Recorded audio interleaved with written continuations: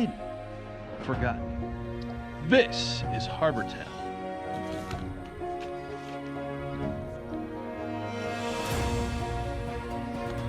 Harbor Town is an all-new series from Miniature Building Authority, the leader in tabletop gaming scene. Unique, flexible, and playable, Harbor Town will take your games to a new destination.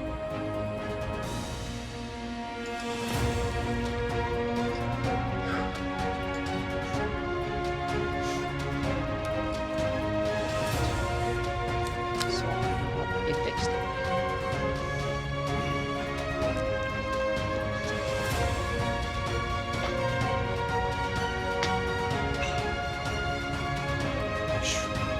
And I've been caffeinated up with the game last night and today. Whew.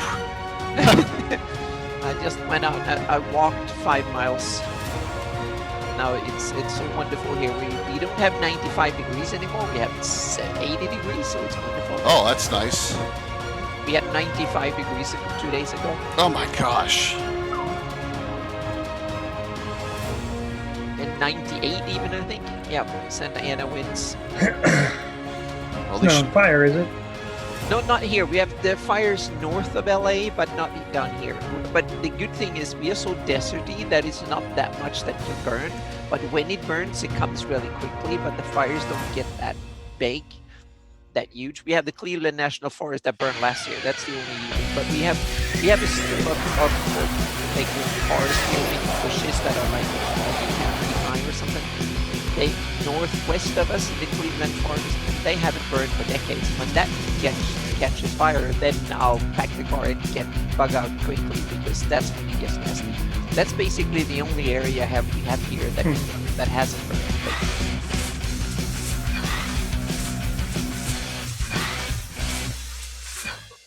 But it's worse up northern state and central and northern California because they have way more fuel for fires to burn. So here it catches fire quickly because it's drier here than it is up there and warmer, but we don't have that much fuel, so the fires don't get big.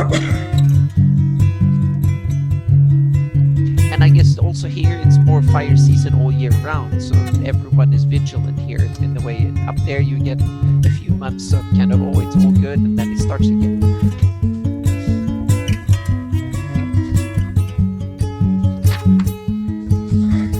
So that big thing in the middle, if you're watching that DM's Essentials kit, I gave that away the week before last, and Aya Mojo won that. Yeah. So that's a real great giveaway by Stratagem. So cool. It's got your screen, it's got the tiles, it's got 5 sets of dice, Yeah. it's got the trackers. It's pretty cool. Yeah, you're a sponsored industry now, so yeah, you give away so many things.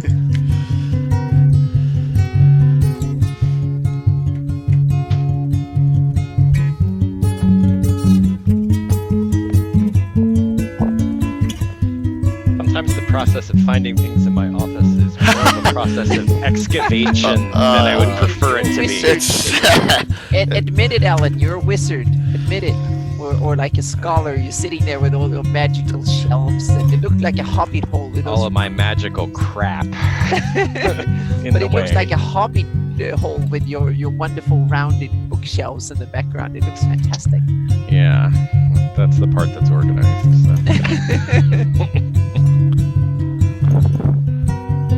For me, if I don't have it in my computer, it's not organized. Yeah, I'm so analog with so much of what I do that I just... Same here. Yeah, I've do digitized computer. basically everything for me. It's like I have books still, but that's more for nostalgia because I saw a couple of missing PDFs of books that I didn't have PDFs, but they had them on drive-through, so I bought them, and so I added them to the collection. So now I think I have like 95% of all my Greyhawk stuff, and in a way I have even more because a lot of it is web-based. It never was. Carlos says, I'm not planning on missing a single minute of this chat with a heart. Oh, thank you so much, yeah, I need to get Carlos. in the chat thingy, don't I? Yes. Twitch. Twitch, yep. Yep. Awesome, Carlos. Yes, yeah. I love the Shieldlands map up because it's severely edited with all my stuff yes, on that's this map.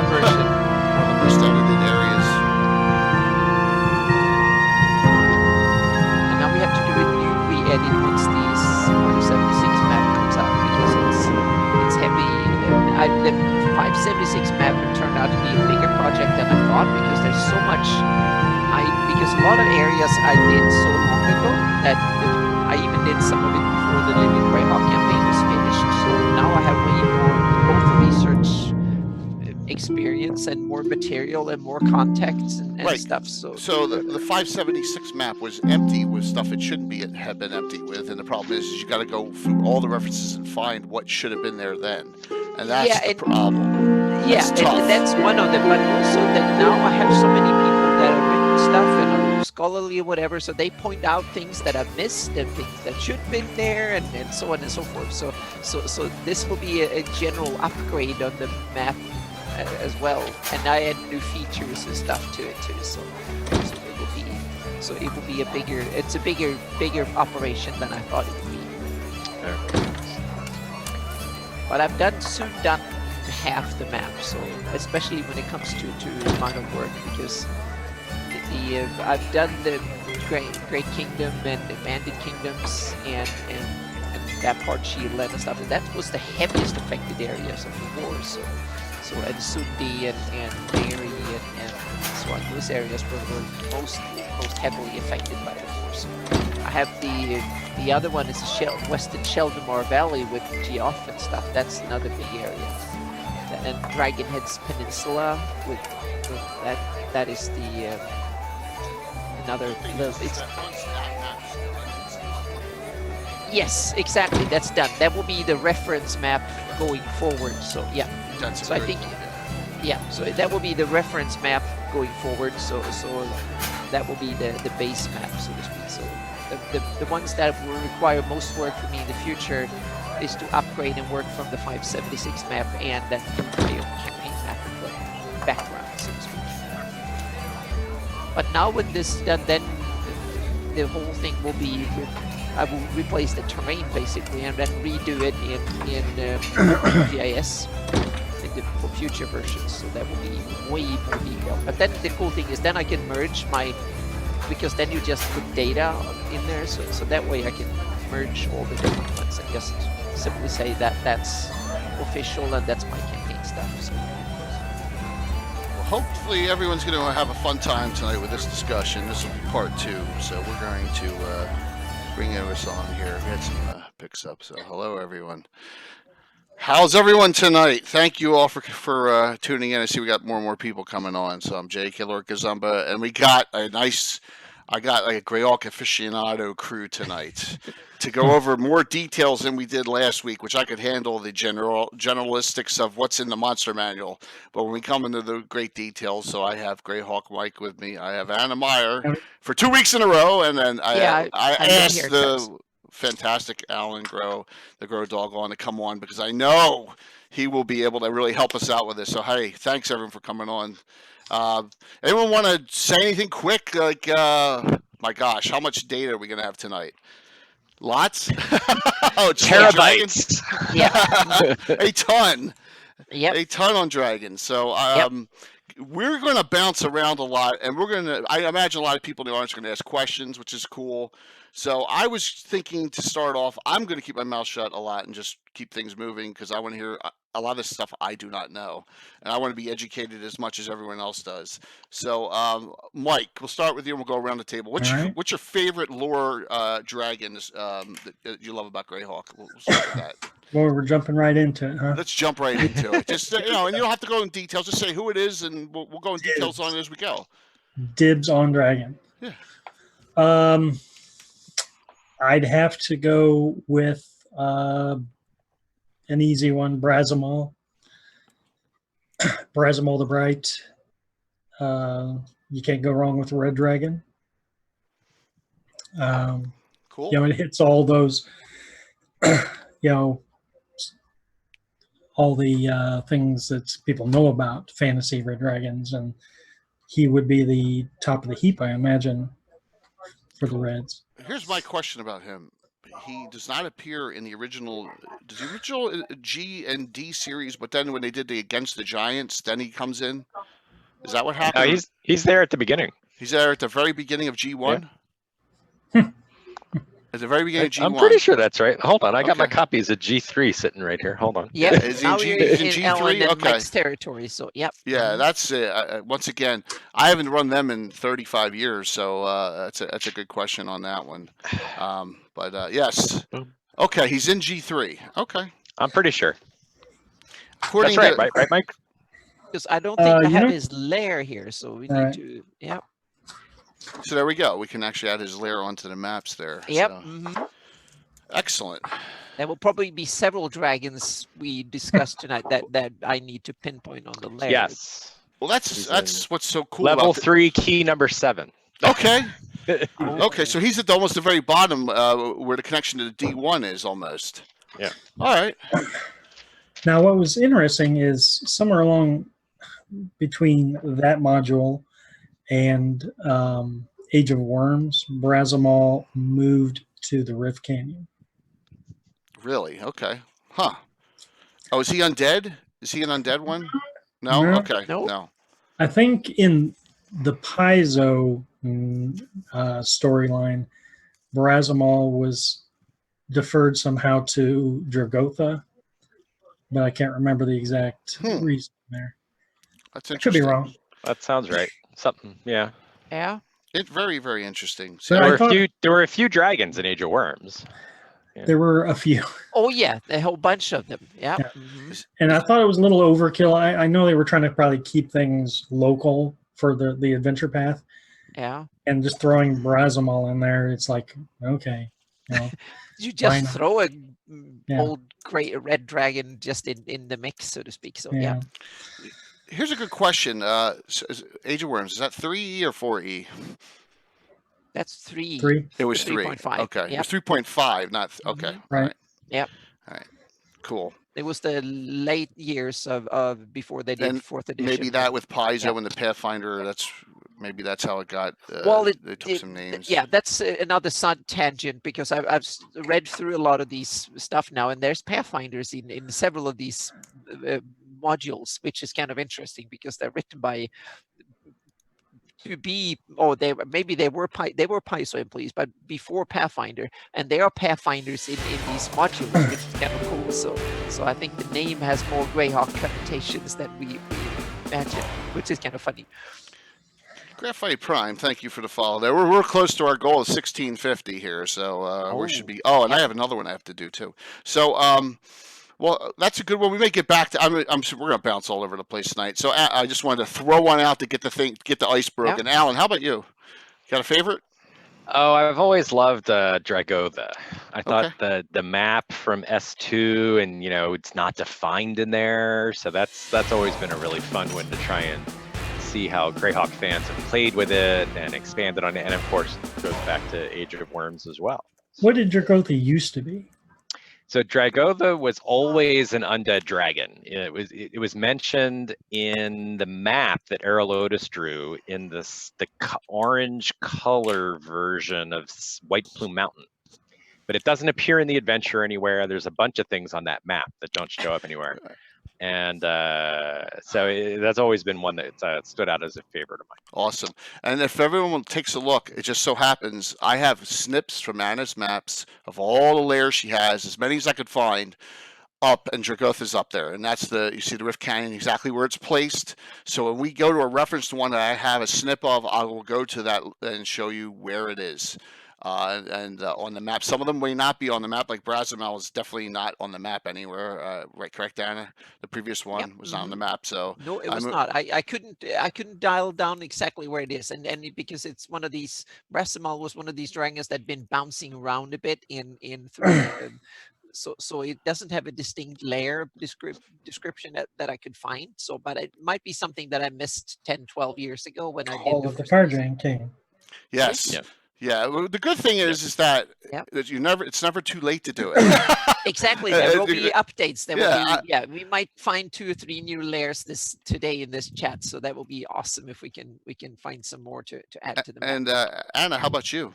As far as I want to, instead of going, because Dragotha would have been an obvious, but I don't want to name an individual. I want to kind of point out the fact that Greyhawk campaign is kind of dragon neutral. Dragons don't have a defined role in the setting, so it's very much open, meaning that they don't run the world per se. They are there to as you can add flavor in whatever direction you want. So it's like Dragonlands and others. The dragons form kind of a core part of the setting fabric. I don't see that in Greyhawk. Greyhawk is kind of, I would say, dragon agnostic, so to speak. The dragons are just there as one part of a big mess of things that can influence, which is both good and bad. It's bad for flavor, but it's great because you can weave in all types of dragons in your version of Greyhawk and add them into the mix, so to speak. So I would say for me it's a plus, because that fact that Greyhawk as a setting is dragon agnostic. Excellent. It's good to hear that point of view. Definitely. Yeah. For me, man, I don't. Going through the publications and all, I tried to remember some of them, and we didn't give dragons their due as much as they were a monster in in the old days. They were just a monster in a module, and you really shouldn't do that. And that's where this is one of the reasons why I'm glad we split this into two parts. We did all the dragon colors and all the special abilities and stuff, and we can go back to them because I know Alan has some things he wants to discuss what he does with them, and that would be really cool. But I have one that I can talk real brief about that is kind of half canon in that way, that is on my map, and that's Hrothgar. The dragon is canon because the name is not canon. As far as I remember, he was not named.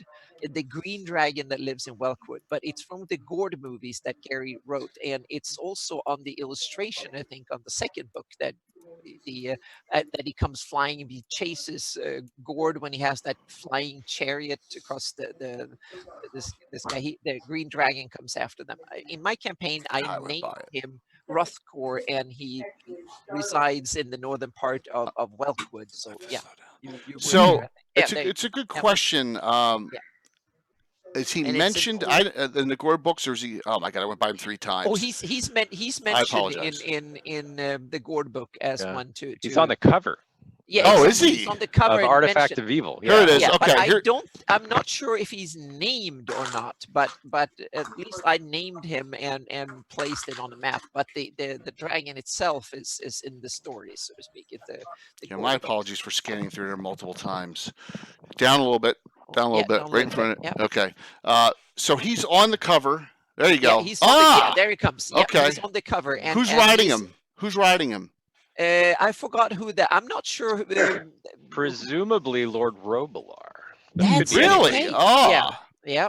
Aha. He's not. But he's been around. He's an old dragon, and I don't know how long he's lived there, but he is well rooted in that part of the world, according to the book, if I remember. That was 20 years since I read it, so someone might have correct me if there's things coming. But he's kind of a cool character. So I've used him many times in my campaigns in that part of the world. And so this map here is on his custom that she sent to me, and yes, Hrothgar exactly. is on there. In the area of the Welkwood, not far from the Varnafane, where a lot of these dwarven axes come from. And Lord Mastrine's castle is not far. So that's a really nasty area. So if you wonder what all when we see at the map here, there's my campaign stuff. So there's way more on that version of the map than it is on the public version. So how are you spelling Hrothgar? R-O, hang on a second. R-O-T-H-C-O-R. Yeah. Yep. R-T-H-C-O-R. Yeah. And, so I'm not sure if that is a canon name or if it's something that I came up with, because I've used it for like 20 years and I'm not really sure where the origin is. So I didn't put the name on the public map because I wasn't sure. Can you shut the door behind you? Cool. This is my son getting. I'll see here. So nope, I don't get any public, so it's probably my name because I don't get any hits in my research database more than in my plot. So think about this. It's a huge dragon, Alan and Mike, right? But they really don't. I mean, almost everything else gets written up in detail beyond that, right? Because you figure Brazimal, who you discussed, got moved all the way over to the Rift Canyon, but this one, there's really not much data. Anna's created most of the extra data on it and a lair location. Just one of those things that slipped through the cracks. It's general because it comes out of Welkwood when they fly. Thanks. My son fly just cheered over, so to speak. 500. You're not going to find a I whole came lot up of, as cheered 500. Wow. No, you're not going Allowance to find a whole money. lot of dragon Bye-bye. detailed. Sorry, Mike. I said you're not going to find a whole lot of dragons with extensive backstories in the world of Greyhawk. Okay. Yeah, they're kind of a bit superficial. There's boss monsters here and there, but they don't have that much. Dragotha is one of the exceptions, I think, that has more of a story. Well, you'll find dragons that are very long-lived. Mm-hmm. There's just no backstory on them. Yeah, So I don't know exactly. whose fault that is. Yeah, there's a Greyhawk dragon that lives in the city of Greyhawk, Estrella. I think. Yeah. Estrella Shenfarel. I use her And a lot, Alan. She has a lot of background, I think. But Yeah. Oh, it's great background. So the only two Greyhawk dragons I've heard of is her and Hutna Mosk, right? And that's the dragon that goes with Theodane, and they impersonates Theodane sometimes. And and that's the only two I've ever seen named. Estrella has been great. We actually rescued her during an adventure because she just played along, right? She got the Royal Opera House and the Grand Theater are going at each other, and then thugs. You know, it was like a low-level campaign adventure we did in Greyhawk, and she just played along as the damsel in distress because it entertained her. So I love Greyhawk dragons. I wish there was more development on those. Yeah, Thunderbay's right. You know, it's to give DM's license. I think for me, what I got spoiled on was I'd be reading Dragon magazine and have these excellent Ed Greenwood articles detailing all this backstories on dragons and stuff. I'm thinking, I want that. You know, I want more. You know, I want Greyhawk dragons with that kind of background. So then I had to do that myself. Which is great because I think, and Thunder was right, the development end goes to us. And that's one of the reasons why getting us all together and discussing it, what we've done in our campaigns. There's a Greyhawk dragon. The only place I found that picture was from the sheets of 2nd edition monster cards sheets. It's on the back. And that's for Greyhawk dragon. While we're on this map, this other map, there's another dragon on this map. If you see Arcale, yes, and this is an interesting story. And I want you to tell this one. You told it a little bit last week, but This is one of my campaign creations, so to speak. Arcale is an old worm, a gold dragon, and he's one of Bahamut's followers, so to speak. And one of his, he has like 7 gold dragons that protects him at all. So it's one of his bodyguards, and he is also one of the guardians of Elvendom. And so he has an elven personality. So he's an old elf when he's not in dragon form, and he has a castle there, and he has his lair there with library and all that stuff. And he's one of so some nations that have struck this kind of deal with the dragon in order to, it's a bit like having nukes in the real world, so to speak. It gives you that optimum political influence, and it's kind of a back, and it's also a way for dragons to secure more treasure and influence, and you get a lot of helpers to guard your lair, and if you have eggs and all that stuff, and so on. So it's kind of a mutual beneficial kind of, and especially for good dragons, it usually works out. Evil dragons don't get mixed friends that easy, but they also gain followers and build cults and stuff in order to kind of protect their lairs and stuff. So they gain helpers. So Arcale has that way. So he's part of defending this Selene, but he's also one of Bahamut's protectors and helpers. So I've used him quite extensively as a sage and someone who's given my players some a little bit of help, but also a lot of information and been a patron, sending them on missions and stuff. So that's and he's a great worm gold dragon, but he doesn't show that particularly often. He usually in elven shape and form when he's there, but he's a tough one there too. He's a paladin and sorcerer, so he has a whole bunch of levels and stuff, so he's a real badass.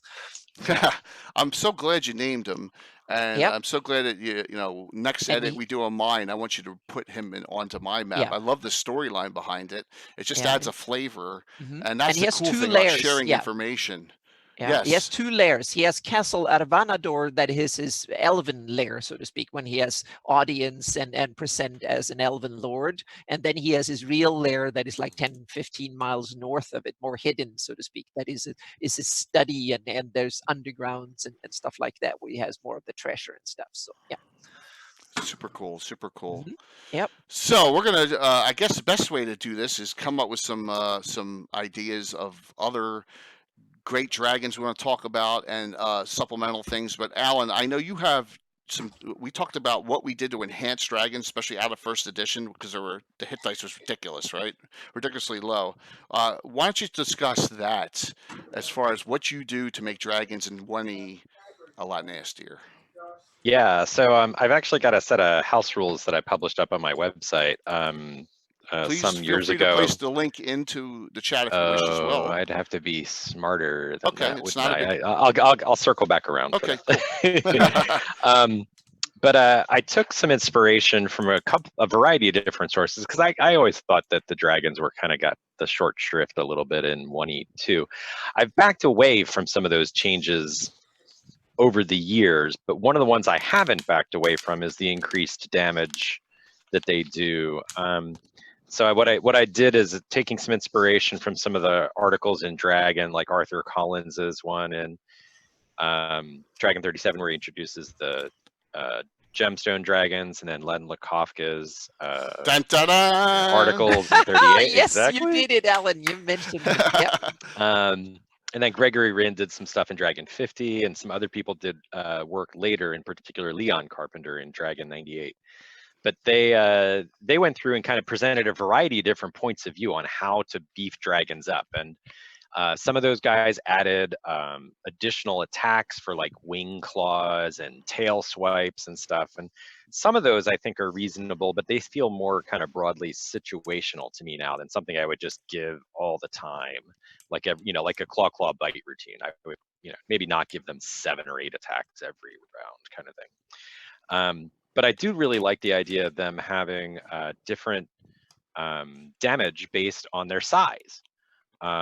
So I think what I did was go back through and took the basic damage from the monster manual and assumed that was either, I don't remember now if it was a small or a large, or excuse me, a small or an average size dragon that I baselined on for the monster manual stats, and then I extrapolated from there. And I've gone back and forth on them a couple different times. So that's one thing that I really liked as a change. And the other thing I liked was that I thought dragons were a little too predictable in first edition. So if you met a red dragon, it was evil, it was chaotic, and it would breathe fire on you and stuff, and that would be the end of it. Now I didn't change their breath weapon, but I broadened their alignment footprint significantly, and I also boosted almost all of their abilities to speak and use magic, so that they could at least talk most of the time, which is much more fun to role play as a dungeon master. I mean, the non-talking dragon that's like, well, why don't you just fight a wyvern, Yeah. Gaetano has linked your. I went fuzzy. Gaetano's linked your article. Okay, on Greyhawk. thanks. Yep, cool. Thanks, Gaetano. So those are some of the rules that I went through and I made tweaks and changes to for them. And it's kind of a thing in flux. I had also incorporated some rules for Dragon Fear that were sort of inspired by some of the stuff from Dragonlance, but what I did is I treated it as a negative charisma score. And I don't know, I kind of think that was probably a little bit overpowered for some of it now. One of the other things I liked was from the Ed Greenwood first Forgotten Realms box set, that dragons can breathe 3 times their hit points and damage over the course of a day and divide it up however they want. So it doesn't have to be 3 single blasts of 88 hit points each for a huge ancient red dragon. It could be a 44-point blast here, a 66-point blast there, a 150-point blast there if the dragon's feeling really, really scared. So I do like that. But I've not tested all of those in play again more recently. So some of them, might get redacted. Who knows? So those are some of the things I've done with the dragons. And most of that's encapsulated in the doc that Grendel will Yes, link to. and please, guys, that's a great reference. I mean, everyone's got a little tweak here and there that they do differently to make dragons a little more interesting, a little more powerful. And what you can do as your own campaign is pick and choose what you want to use, and then use it. And that's a great thing, man. And then when your players go, oh my gosh, that's not in the monster manual, you say, I don't care.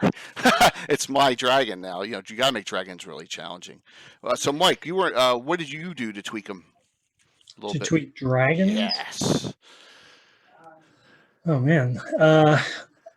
Well, I kind of agree with what Alan was saying about they need to have more abilities rather than just clawing and breathing on you.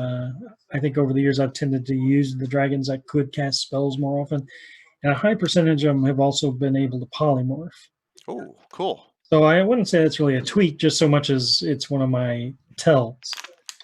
Is if you run into some random halfling in a dungeon, it's probably not a halfling. Are you talking about all colors? All colors? Yeah, I Okay. think any flavor of dragon should aspire to have some kind of mystical powers. Super cool idea. Yeah. That has not been brought up. That was not brought up last week. That's great. I mean, thinking about even a white dragon. If you look at the Drizzt, I know I hate to do this. I hate to go back to the Drizzt story where he has to go under in icing death, I think it is. That was a nasty white dragon, right? And so white dragons shouldn't be the bottom of the food chain. I think just because the color is different. And Anna brought this up last week. She doesn't go by color. She goes by types, like cold, Right?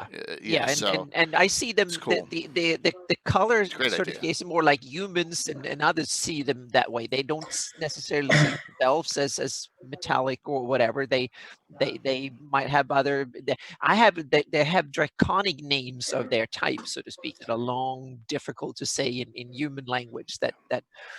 No, I think they should have. I keep thinking about magic. Their magic set of skills should still be thematically linked to what they are. Okay. Yeah, I have them as sorcerers naturally, so to speak. They don't read books and do scrolls and stuff. They have a natural, innate ability to learn spells and cast them as sorcerers. So they have that innate. They can do that by themselves naturally, and then they can acquire some gold dragons and other. Yeah, even if they're not they like can, full they can fledged. learn, and especially if they have human shape, they can take levels in wizard like any humanoid creature can. But I have natively they are sorcerers by nature, so to speak. And white dragons, they just know a little bit. They might have a few spells, and red dragons have a few more, and silver and gold they have tons of them. And fairy dragons also have tons of them. That's their main ability. So to speak. It's a good question. I mean, and I know all four of us are completely have a little bit different viewing on the ecology of them, and how long they sleep, and how they age, and how they reproduce, and the economy. I had a whole bunch of stuff that I wrote, and basically I wrote it for one main reason. I wanted to see if dragons are that damn powerful, why haven't them taken over the world or after like millennia of it? So I wanted to, so I put a lot of emphasis on trying to explain why there are still only a few dragons and they haven't taken over the world. So I made them and a whole bunch of stuff. Mike, you have an idea, Mike and Alan, about that? I was going to say the Suloi's Empire did a pretty good job of keeping the dragon population down. Yeah, exactly. Back in the day, yeah. And explain that if you can. Well, it might lead into our topic later, and that involves the dragon orbs. Okay, cool. Oh yeah, but this is so cool. Yeah, please okay. Go on more. This is so we'll cool. go about that, time permitting. We'll get to those. Yeah, absolutely. Great point there. So, well, that's really. It's great to know that it's okay to change things. If you're like, there's nothing wrong with that in the game. That's the wonders of the game. is And to if you make changes. your version of dragon slightly different from the general, that also makes it more keep your players on toes. That meaning they can't expect things work a little bit different in my campaigns than it does in others campaign, and Right. and that makes it more fun to play in various DMs campaigns, because things can be slightly different and Yeah. that way forward. The more I think about this, tweaking a dragon will throw a curveball on your players, even if you just give them one little thing that no two red dragons are the same. Yep. This one, Yep. maybe can breathe this fire in a different dimension than other dragons. I was thinking about a Tolkien dragon. Does anyone know about Glaurung? Oh yeah. Yeah, Glaurung, if I recall right, this is like first or second age dragon. Yeah. And First. he could it was like hypnotize or mind control people. Wow. That's it. Just something to mess with people. Mhm. He could breathe fire, claw people if he wanted, but no, he liked to mess with people's minds. Oh, that's fantastic. Yeah. So, Does Bahamut have that ability as well? Does he have ASP? Bahamut has a whole bunch of abilities that way. Yeah. Yeah, Mhm. I mean- At least in my campaign, definitely. Okay. That's what the Daddy of Dragons. set apart the really powerful good dragons, so to speak, like gold and silver. They are, in my world, hugely overpowering that way. They are smart as hell and have a lot of spells and stuff. And the old ones are really accomplished spellcasters. And Chameleon dragons. I never thought of that. Now, Oh, one that's thing cool, going yeah. back with age is, here's a good question, Alan. So, what do you think the oldest dragon currently, like if you were in your campaign, exists? Any idea? Well, I one of the other rules I took from Greenwood was I bumped the dragon age categories up to 12. So, and I changed the order number for them. So a great worm, as I had it in my rule set, is anywhere from 1,560 years old or older. So, Wow. there's definitely some like that running around. So that is, when was he evoked devastation and rain of colorless fire? And if we're assuming it's 576 in Greyhawk, how many years before that was it? Just five. You're gonna make me do some math here. 1,000 I had the years? folio up here. Yeah. I was just curious. So Yeah. if these dragons Yeah. existed before that time, it's close, Yeah, right? some of them definitely did, or close to it. And then you have the obvious ones, Tiamat and Bahamut, that are deities. So they're Right. basically they live forever. So if you mean set aside then the immortal dragons, Earth Yes. dragon. Yes. Yeah. Just a my dragon campaign- living in the lair.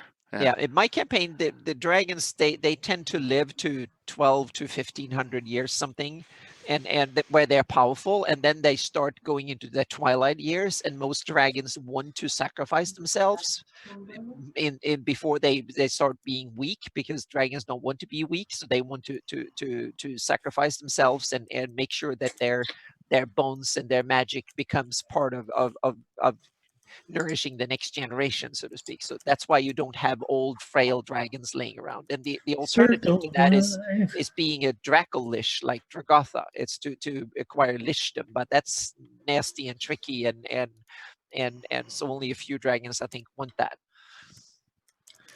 Very interesting. I just came to my head like age, Yeah. we talking So I have it that they somewhere maybe about to 2,000 years might be some of the oldest ones that still hangs around, and that might be maybe one of Bahamut's old gold dragons might be up to 2,000 years old, because they are so powerful and they stick around still, and they might go into their twilight years, but they might have research or other power and feel like they're powerful enough to they might be so accomplished in other fields that they might compensate for not being physically that prowess anymore, but they will probably sacrifice themselves and become really cool bone piles for new dragon eggs in my campaigns. Grendel nailed it. I was off by 2 years, 998 years.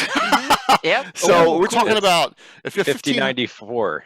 Yeah. Was the Invoked Devastation and Reign of Colorless Fire in the So Suluo's count so we reckoning. Yeah. roughly one full dragon age or a little bit more. So the very oldest dragons might have been around or new hatchlings back then.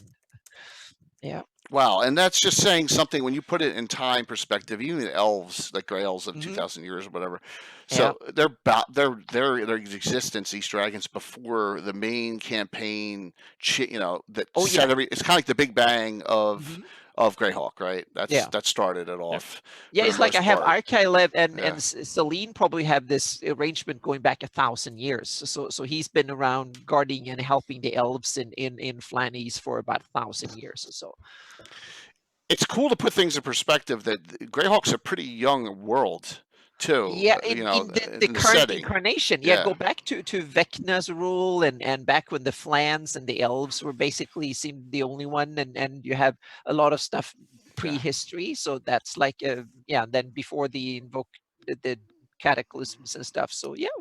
So you had a different Flanaess a couple of 1,000 years ago, and I so want to read things that people write up, and I've seen some of the old maps that others have done, historic maps and stuff, and it's so interesting to dig into it. Absolutely. And I have a few additions that I plan to want to add to historic maps from Oh a geographical a perspective. 2,000 years before the Invoked Devastation Greyhawk map. No, I'm just kidding. Yeah, so, if before the Invoked Devastation, but that's something for a different show.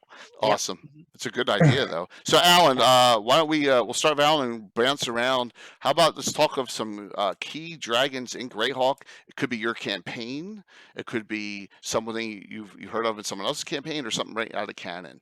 And let's just talk about them and give some people some ideas. So I have a Lycus up first, right out of Lizard King. So Alan, have you ever used? I'm assuming you ran Lizard King before, maybe, and used. I have. It's been a long time. I haven't revisited that one in the last 15 plus years or so. So it's a great adventure. Lycus is probably what am I saying that right? Is probably he's an afterthought in the adventure, for the most part. I mean, he's kind of partnered a little bit with Sakatha, but he's kind of his sidekick almost, and it's just like but now he's on the he's on the map. Anna's got him up there. Prophet of the Hool. It's kind of cool that it exists there, and it's a black dragon. So a neat one. Two Lizard Kings on my wall of fame. I love I love that module. I don't know how many of my players are on. I was thinking about doing it in a rehash in another location and throw a wrench in and actually run it in some part. Seems like black dragons are among the most popular or most frequent ones. They have the highest population of dragons are black dragons in the Flanaess. Really? I'm thinking there's a lot of woods and a lot of green dragons I'm seeing. Oh too. Yeah, but there's a bunch of black dragons. When I see there's one in the Carlixis in the Rushmores is another one that was introduced. I think Living Greyhawk, and then you have the Quagmire. I love that name down in Palaceo's swamp in Mona Land. And I have him on there too, dragon. So we'll get to him definitely. I mean, we got a whole. There's so many. So black dragons are just awesome to run against players. I just love them. Yeah. Shoot one out there. Hopefully, I'll have them on the map. I know you. Oh, no, this one won't be on the map. So that's all right. So as part of my Diamonds in the Rough level in my Castle Greyhawk, I revisited all the gem dragons and kind of recalibrated them and created a whole bunch of new ones. So they go from Jade and Opal dragons at the smallest all the way up through Ruby, Sapphire, and Diamond at the top. And I changed Sariador to be the scintillating dragon. So he's kind of all gemstones now instead of just I think he was the ruby dragon before in the original article. So he's the Saruman of dragons? He's the multicolored, multi-gem guy. Yeah, but he's not as multifaceted. He's more appealing than Saruman. Is he a neutral dragon? Or is he? Yes. So the gem dragons are all neutrals, right. And I figured that them being neutral and Greyhawk having so much of that focus on neutrality that it it was always something that had appealed to me. And they came out in Dragon 37, which had some wonderful Greyhawk content in it. And I think that definitely made the connection, cemented the connection for me as a fan when I first finally tracked that issue down, because that was before when I first started reading Dragon. We were both youngsters back then. It was Dragon 37, the Darlene cover. Absolutely. So here's a question Thunder Bay asks: is the Amethyst Dragon the god or a unique of the gems? Well, I guess it depends on how you want to run him. Okay. Is Bahamut really a god or not? Okay. Yeah, that depends on how you want to run it. Yeah, and you have the Earth Dragon down in Pomarsh where he lives. That's another one of these kind of ambiguous characters. Yeah, he's got a cult. Does that make him a god? Yeah, Don't know. Yeah. So, Alan, in your Greyhawk campaign, how does Sariador? How's Sariador interact with the party, or does? No, they have not met Sariador. No, Okay. I have some dragons placed in my Diamonds on the Rough level, and one of them is a gem dragon, because he guards the Jacinth of Inestimable Beauty. Oh, really? That's an artifact. Yeah. Awesome.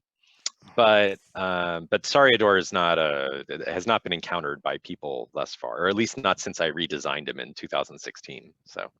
Okay. Maybe one day though. Oh, I'm sure. Yeah, That's the awesome. gem dragons are too much fun to not use. And they throw a curveball with their breath weapons. Oh yeah, definitely, absolutely.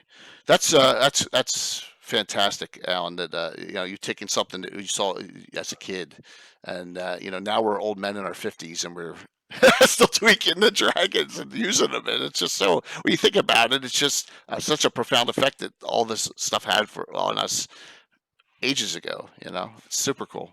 Well, it's fun to bring that sense of wonder, I think, back to the game, and that sense of surprise, because if your dragons are straight up by the book and you don't vary them in one way or another way, then your players are like, oh, okay, so the dragon's a blue dragon, it's lightning, we should attack it with whatever blue dragons are more susceptible to slightly, whatever. Yeah. You need to mix it up. Absolutely. Yeah. Okay, Mike, how about you? That was a good one. If you want to do one from your campaign, great. If you want to do one from canon or another one you like. Well, one of my favorite dragons that I can recall from using in the past is Volt. Okay. Blue dragon in the Bright Desert. What I liked about Volt was lived in a place called Dagger Rock, just like out in the middle of nowhere. So it's like, come at me, there's nothing surrounding it. It's just this big spur in the middle of the desert. And whatever reason I had my players going to this dragon's lair, they knew there was a dragon in that lair. And at the time I was doing automotive electronics, just for some backstory here. And so I was working with a lot of electricity and whatnot. So we're going into a lair of a blue dragon who uses electricity, right? And I recall how my friends to this day still do not like copper pieces as treasure. Okay. So I was like, well, fine. Volt, being an intelligent dragon, will put those copper pieces to use, and had it melted out into these trace lines throughout the corridors. And so they thought they were safe by staying away from the dragon, but they weren't. The dragon just had to breathe on the copper lines to fry him down the corridor. Oh, that's awesome. So there you go. I'm writing that down. That sounds Carlos-ish. Yep. I'm sorry, Carlos. So there you go. All right, so please tell everyone where Volt can be found. This would be in Rary the Trader. Rary the Trader. Yes. Yep. Mm-hmm. Yes, we have not killed it. Rary still exists in my campaign. Fun fact, Volt is not from the Bright Desert. Volt is originally from the Stark Mounds. Okay. And was chased out of the Stark Mounds by a Greyhawk dragon named Shemley. So that's a third one, and is that from yours, or is that? No, is that that's straight out of this book. it's straight out of that Ah. book, out of the. So we have 2 dragons now. That's all I know. Okay, Shimley, that's cool. Shimley. A Greyhawk dragon. Mhm. Excellent. So Anna, this I think this should be eligible. This one should go somewhere in the Bright Desert in a lair, right? You Oh think yeah, so? definitely. Yeah, We should add I'm that. putting Yeah, I'm that'd be putting it on awesome. the mapping list here. So That we is so can- cool. We get Yeah. get more and more yeah, dragon layers map on there. notes. That'd be I'm really going neat looking. to. Yeah. mhm. Beautiful. So, My condolences to all the players now who lose their characters to blue dragons. did you run the Rowdy the Trader? Or did you run that separately? This I dragon ran it encounter. pretty much as a source book. Okay. So I needed a blue dragon, so I sent them there. Beautiful. Rary was always too powerful, and Up here. Yeah. you know, I just kind of I never needed stats on the guy. He was one of those NPCs who just shows up, and if you threaten him, you lose. So One last question: who wrote Rowdy the Trader? Maybe that was got Anthony the book. Pryor, maybe? He's got the book right there. So. Yeah. yeah, it's like Anthony Pryor. Okay. Oh, Okay. okay. All right. I just was curious And- as to the how that connection came in, and was it Sargent that determined that Rowdy was the traitor, and then Yeah. Pryor wrote it afterwards, after the I think fact? so. Okay. Yeah. Okay. That he didn't. It wasn't his idea to do the traitor. He just. Well, took the- wasn't the whole traitor thing, wasn't that done by Dave Cook as part of the Greyhawk Wars box? Or was that Sargent's invention for From the Ashes? I don't remember the It was from the. origin of the I two. think it's from the Ashes box set. You're- That I'm Origin not Grail. sure. Well, that's for another. Yeah. Yeah. We can. I'm surprised that. Oh my gosh! So Walt just said, "Please stop giving Jay ideas. Yeah, I'm that- boycotting this broadcast." Yeah, Come on, that's that Walt awesome. idea is awesome, Walt. Yeah. Oh yeah. man, that's fantastic.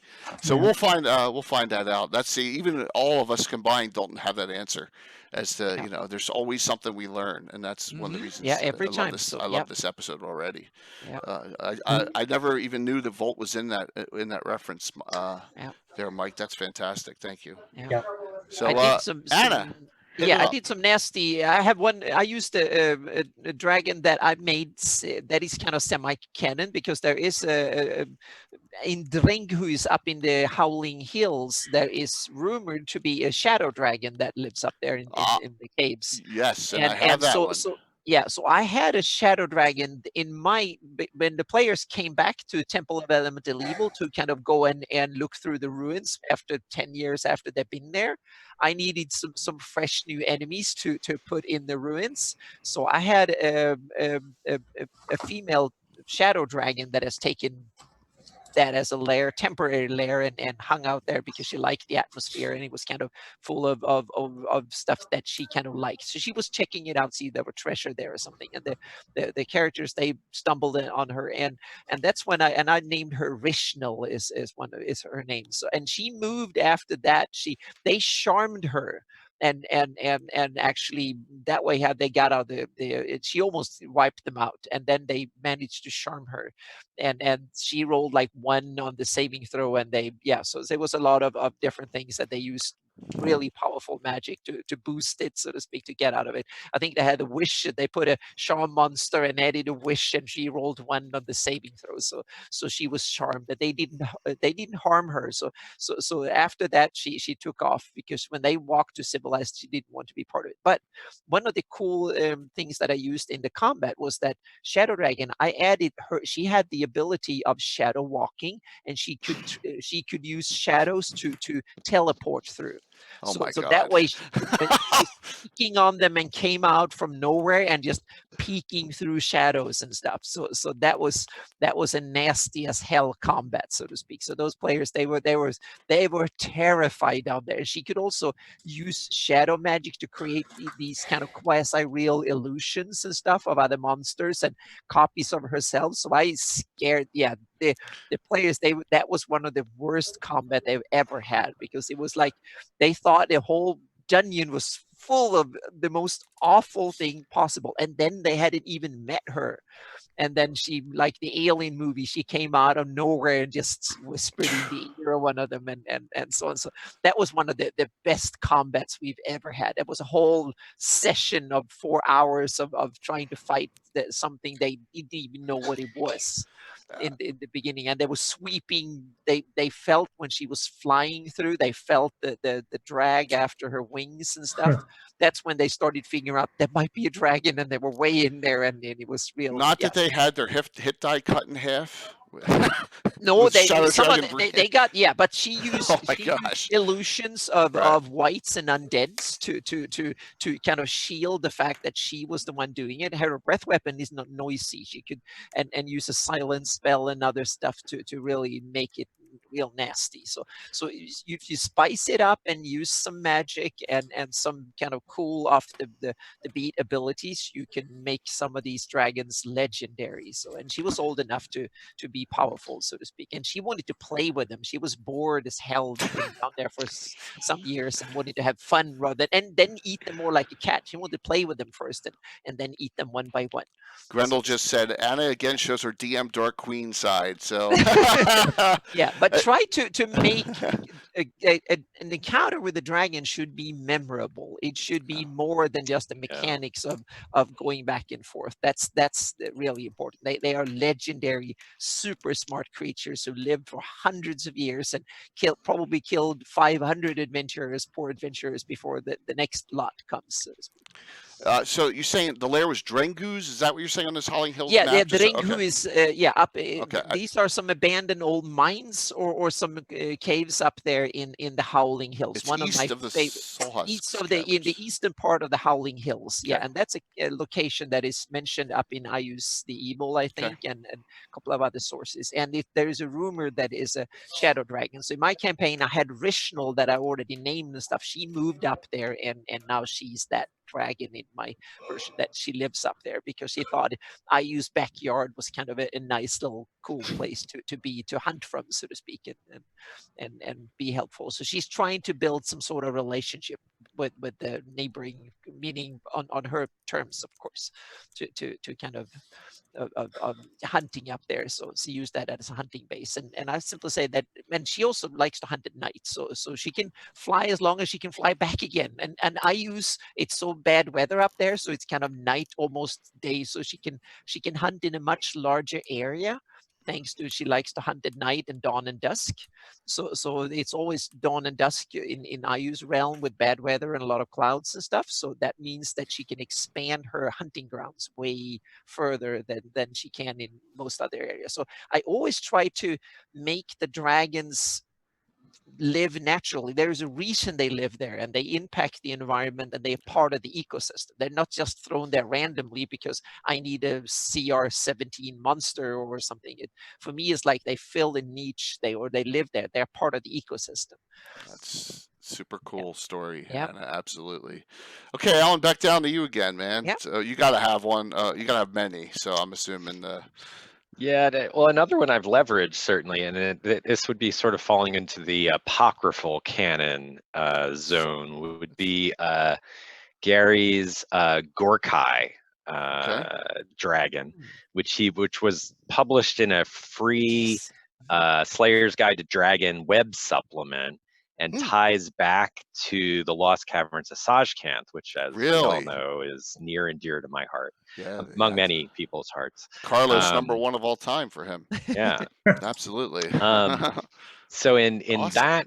that web supplement, what Gary did is he provided connections back to Drelnza for this dragon. So Drelnza would ride this dragon out into battle when she was presumably working for Igwild and laying waste to the area around and such. So, and then one of the interesting things about the dragon is that it's kind of described as a night dragon. So you could twist it in a couple different ways, because the way I've treated it is I treat it as a purple dragon. Nice. Dragon 65 arc. Awesome. Yes, we talked. One of my favorites.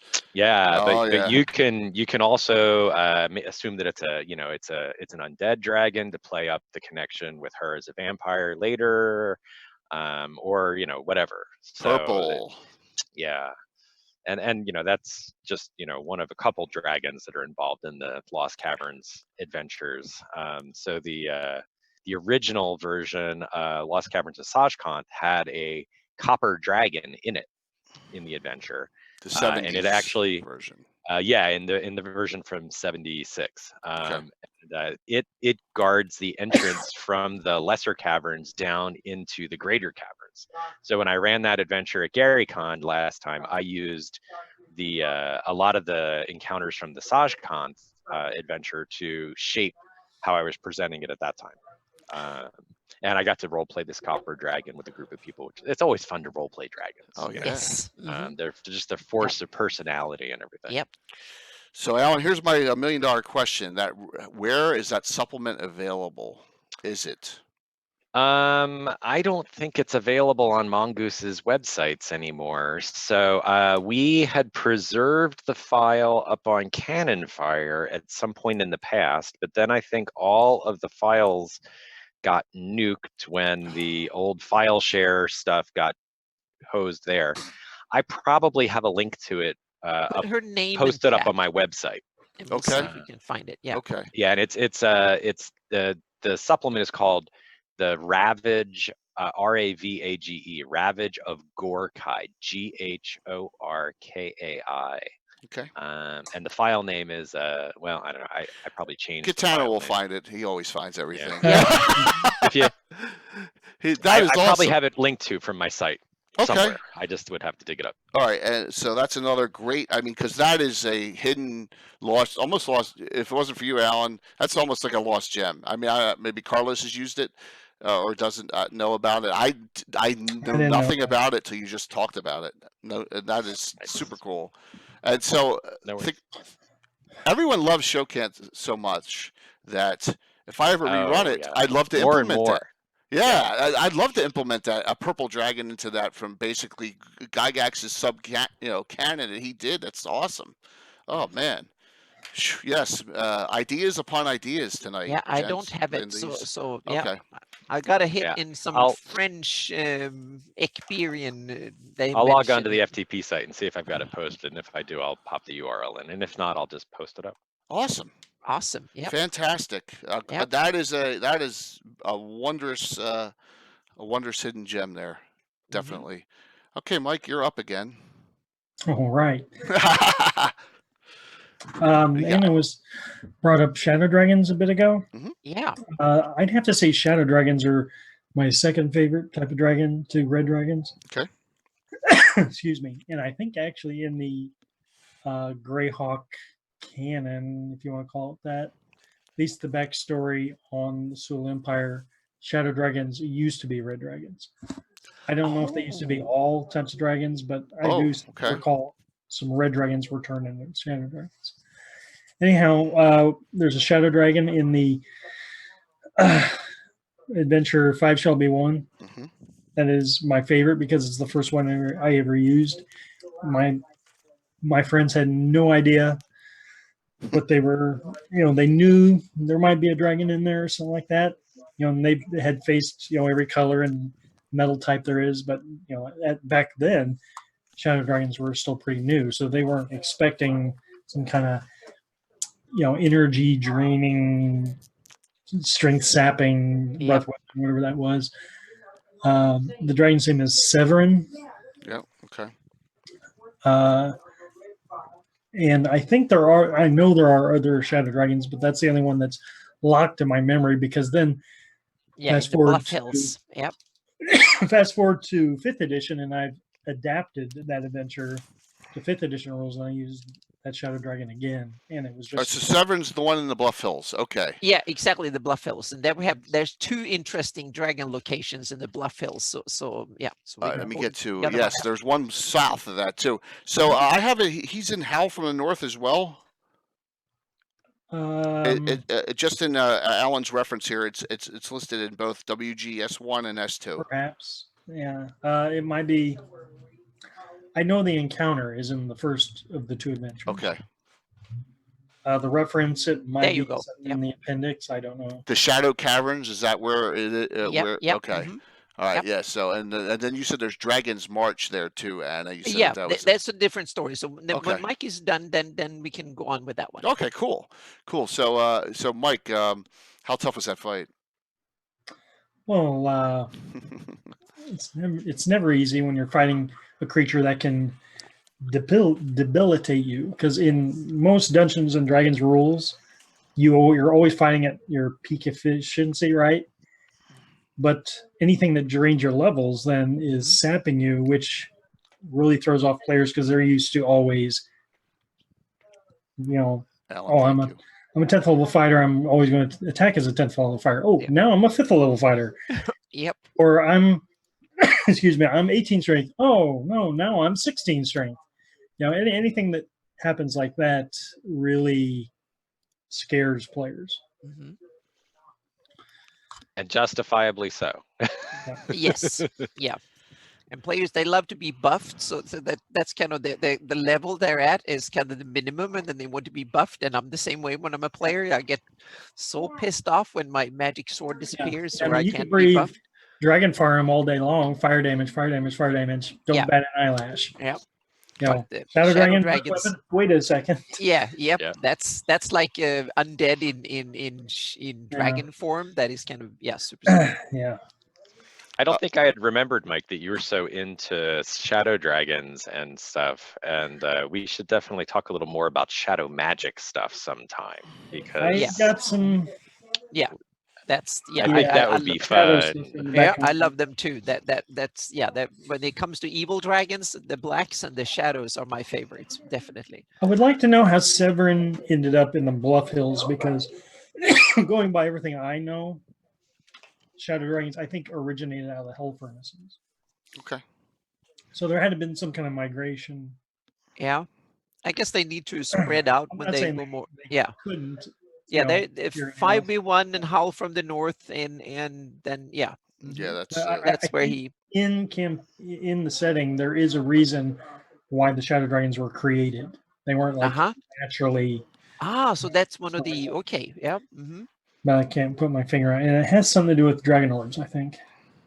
Oh, I could be wrong. Yeah. Were they immune to the effects of dragon orbs? You'd have to find that article by Roger Moore in Dragon Magazine. This is where all my all right, cool memories coming from. Yeah. Should we mention the Dragon's March location that is next door? It's an old ruined keep next door to the caves where the absolutely Severin hangs out, and it's one of these kind of cool little side story that was invented, I think, in Living Greyhawk. They put it in there, and it's an old ruined keep that has 7 big stones around it, and there was some rumors saying that it was connected. The Bahamut used to live there. And there's a whole bunch of ogres that lives in Purdue mines that are a few miles away, and they have a ritual. They have to go out and hunt the damn bastard Bahamut once a year. So there are 200 of them. They run off and seek riches and danger and treasure and all that and so on. And there's always fewer coming back. So no one knows if they're actually fighting a real dragon or something, but because they don't want to tell. So it's kind of too embarrassing for them. So that's part of the story. And I thought it was kind of fun and cool. So of course I put it on the map. So it's in the ruined keep there. It should be kind of a site. So no one knows if the ogres are just getting there, getting drunk and beat each other up and then blame a dragon for it, or if there's actually something going on. We'll see. It's up to you in your campaign. But it's one of these kind of fun rumors that can be an interesting adventure. So did you, Anna? That's a complete ad location for you from you. No, it's the rumor is something that was written for the Living Greyhawk campaign, and it was rumored as one thing that exists up in the Bluff Hills, and I found a little location up in the Bluff Hills and put the ruined keep there and named it Dragon's March. Okay. So that's I'm responsible or guilty of the location, but the rumor is something that was written in one of the modules for Living Greyhawk. Yeah, that's pretty funny. Get down to put the first rule of Bahamut Fight Club. ... Yeah. Oh yes. That's super cool. Yeah. So, Wow, some great data so far. I mean, I'm trying to my head's spinning trying to keep it all together because I'm like so many ideas Yep. with all this stuff coming forward now, and I see with this Greyhawk resurgence coming. I mean, a lot of people are really excited about just bringing back some of the old data, and it's just it's wonderful. It's absolutely I Do you can't have wait. another example from the Age of Worms that we Alan almost mentioned her Mhm. but didn't mention the name that about that dragon can take many shapes and fill many roles in the campaign, and you have Lashana that Mm. she is a worm silver dragon 1200 years old, and she's a vampire and in elven shape, so it's kind of interesting there. You can wrap an enigma in a conundrum and so on and so forth. So dragons don't need to be straightforward as enemies. They can be really kind of tuned in and tweaked and so on and so forth. So that one is really a kind of an interesting enemy, so to speak. So you can dragons don't need to be one dimensional, just be a lizard in a cave that can breathe fire. You can really make them into characters that live and breathe and are part of the world. Yeah, and that's why I thought it was so important to try to change dragons up a little bit in terms of their alignment potential, so that they Yeah. didn't all have to be cookie cuttered Yeah. and automatically it's a red dragon, you got to kill it, Yeah. or Right. whatever. Yeah. So like for some of mine, like brass dragons, their focus is that they're chaotic. So their alignments run for all three chaotic alignments, and then they're also neutral good and neutral evil. Yep. Just like Black players. dragons are chaotic evil, chaotic neutral, and neutral. Yep.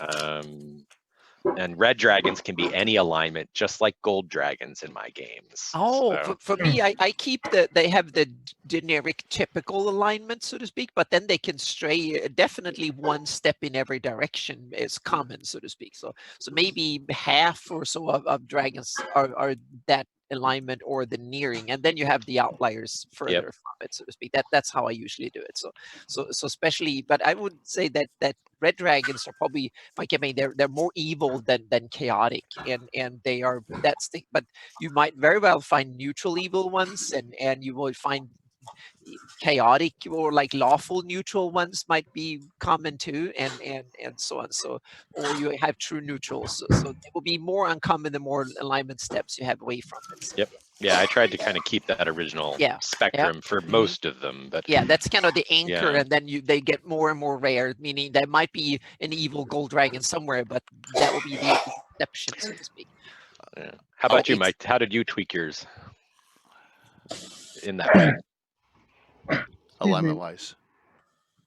How did I tweak what again? I'm sorry. Alignment. Have you tweaked dragons in terms of their alignment and stuff? Because you talked about red dragons being your favorite. No, I haven't really strayed much from alignments. Okay. For the dragons, I have had only one instance where a gold dragon was a nemesis for my players, and that was when we were at the height of our epic campaign. I mean, this is 3.5, and the characters were in like level 30. It was ridiculous. And oh my gosh. Yeah.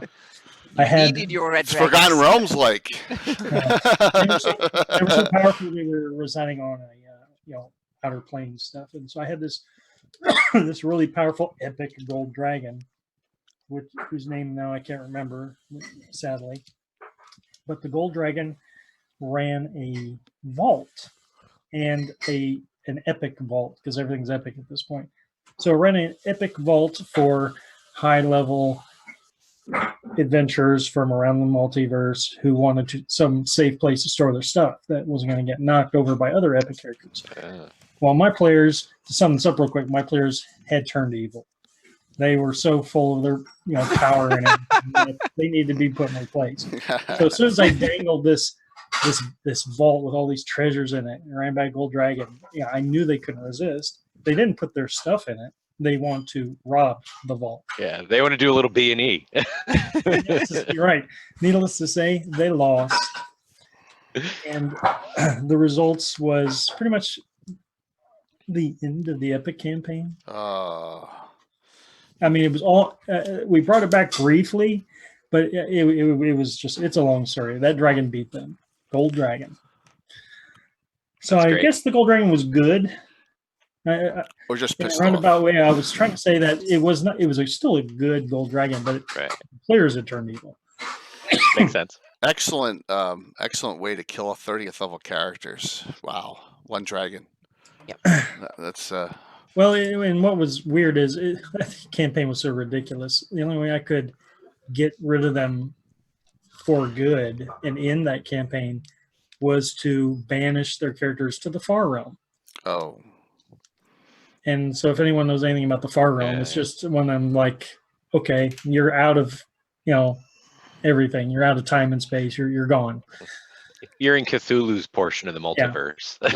Or you're like, Well, or you're like yeah. Keanu Reeves at that subway in the Matrix. Like, what do I do here now? Just gone. Yeah, They're in limbo. that's you're all very disturbing. I want you to all know that you all have your evil DM side on you, which is, I guess, very sweet. I got two questions. One from the audience. I'm gonna do this one real quick. I have two more Shadow Dragons, Mike. I referenced Smoke. Oh, Smoke. Smoke? It says in Rary the Trader. NPC Okay. Smoke Shadow Dragon. Do you know anything about Smoke? probably one of the ruins Okay. or necropolises or somewhere in the Bright Desert. Okay. Hey. Yeah. And the other one is Hasferenses, and I have the map up. That's Forensics. Shadow Dragon Oh, and yeah. Against the It's in Giants. It's Okay. in Dim Forest. Yeah. Forest. he's- Okay. Yeah. mhm. And Which is that perfect. that is a Liberation of Geoff Oh, okay. supplement one. Okay. I don't know anything about it. Does anyone know? And he says he's the Shadow Dragon. Oh yeah, it's a shadow dragon and rules the Dim Forest and is one of the Okay. I Yep. like that one because Shadow Dragon, Dim Forest, right on the Yeah. outskirts of the Yeah. Valley of the Mage, Right. Mhm. which then you have the Dark One, and there's Yeah. this whole shadow theme going on. Yep. Super cool. Okay. Here's the second one. My player Walt Culpy 609 asks, curious. I want. Let's start with Alan. And we'll go clockwise on this. Curious on our estimate. Guests handle aerial combat between dragons and riders. It's a good Ooh. question. Very Meaning carefully. between dragons and other people riding dragons, or just dragons and anybody flying? All right. The mechanics are really not there for two dragons in the air. Say a red and a gold, each with a rider on them. The mechanics Oh. are very difficult. It's kind of like ship combat. How do you handle it? Right. It's tough to handle. Do you have a system? You'd have to something like ride proficiency or something. Yes, but how? Like, once again, it's a tough thing to do because you're running these epic level things. You have a guy that he has a lance. I mean, you're rolling. I mean, I'm assuming you're rolling 4 individual initiatives, which would make sense. But like, it's one of those things that like it was never the you detail go- on it is very foggy. I guess it's something you just gotta I guess you figure could out. go on the rider's initiative because it'd be the same as if you were on Okay. a horse. So it would be Right. okay. Yeah. Yeah, I would definitely do group it side-based initiative. I don't do individual initiative for Yeah, neither do I. anything. But at least in my case, I mean, I would just figure out what the dragon's maneuverability class for flying is, and most dragons are maneuverability class E. Very Some are D for aerial combat. So that kind of gives you a sense of how nimble they are, if they can, hairpin turn or not. And if you're at an A, you can hairpin turn basically. If you're at an E, you're like, turning a battleship, So Okay. and then in terms of like the rider piece, I would just I don't know. It doesn't seem like it would be terribly difficult. I mean, they presumably are strapped into a saddle or something. If they fall out, then they take lots of damage from falling, unless they can feather fall or something. And they just do whatever. Maybe I'm missing the thrust of the complexity. Well, of the question. sometimes for us, miniatures rules, sometimes things don't work the way they're intended to. Ship combat being the number one thing. It's very difficult. It's kind of how do you just ships coming this way, that way. It's the same thing with in the air. Another problem in miniatures combat is the diving dragon, where everyone missiles it to death, right? Because it's first of all, it's stupid that it's charging in the air, right? Out in the open, it's kind of a bad. But that's a trademark dragon attack. Where in miniatures rules, you know, that's opening itself up for destruction with all the people blasting it with spells, with all your archers, everything out there, you know. So it's just, I think that's his question is handling of that so that it makes the dragon as lethal as it should be. You know, do you because they're flying in the air so fast, do you give them an armor class bonus, you know, something like that? I mean, that, you know. Yeah, we had some folks talking about this in a 1E paradigm, at least up on Knights and Knaves not that long ago. Oh, cool. And they were suggesting that, you know, if a dragon is basically diving down on an attack, unless you like get initiative on it, you're probably not going to be able to attack in return because it's a flyby type attack, is what they were suggesting. Right. Now that's not written up as a rule in first edition. Correct. But there certainly are similar kinds of feats and capabilities in third edition. I don't know what they did in second edition for that stuff. But okay. But yeah, I mean, I don't know. I mean, it just it's something that DM has to deal with, and it's you know, it's tough. It's tough to do epic level campaigning. Always you run into this kind of stuff, and you run into Griffin against Pegasus in the air flying. You know, all that stuff. You know, on mounts. It's just mounted combat in aerial tends to have problems with. Yeah. No. One of the things they did mention in the Dungeon Master's Guide was that if a flying creature takes a certain percentage of damage, it will be assumed to be damaged to the wings, and then it will not be able to fly any longer. In which case, then it'll plummet. Oh my gosh! In addition to obviously having taken damage to begin with. So. And with anything else, if you're scaling up with specializations, if you're scaling up, you got to scale up the bad guys as well. So you gotta keep it balanced. You can't just scale up the good guys with special abilities and not give it to the monsters and to the, you know, that's where you got to be careful. So, good question though, Walt. I appreciate you asking that. So who are we on now? I lost my train of thought there. We're on. I think we just you're did asking Anna? that to me, and I think Mike and Anna were still in line. Okay. Yeah. Any other on that? Anna? Yeah, I have a kind of this strikes two passions of mine, both fantasy and D&D and stuff. And since I kind of been a pilot, so I've been kind of maneuvering things around in the air. So it kind of touches both. So back in the day, I used hex paper. So we used the hex paper or one of these big hex sheets and we don't use the small, we use the big ones like 100 feet or something like that, because they can move fast. You have 200 in move rate or something like that, especially when you start having diving speeds in it. So I made it more like a heavy dragon. You can dive fast, and then you lose momentum, so you can kind of, small dragon kind of flap their way away from the big ones. But then you have things like terrain and stuff, so you can kind of make a surprise attack. You can have dragons can see from a very, very long distance. You can have a big nasty dragon can look for 10 miles away if the sky is clear enough, or at night or something they can see from a long distance. Then they can pick up speed and come really low and basically strike from behind a hill or something, coming really fast. And then you added another attack that especially big dragons can do to smaller ones, and that's basically how birds of prey hunt. They use their claws and simply knock the shit out of the enemy, so to speak, and slam into the enemy. They don't use their claws. They put their feet like this and then basically punch them out of the sky. Stun. And that's how.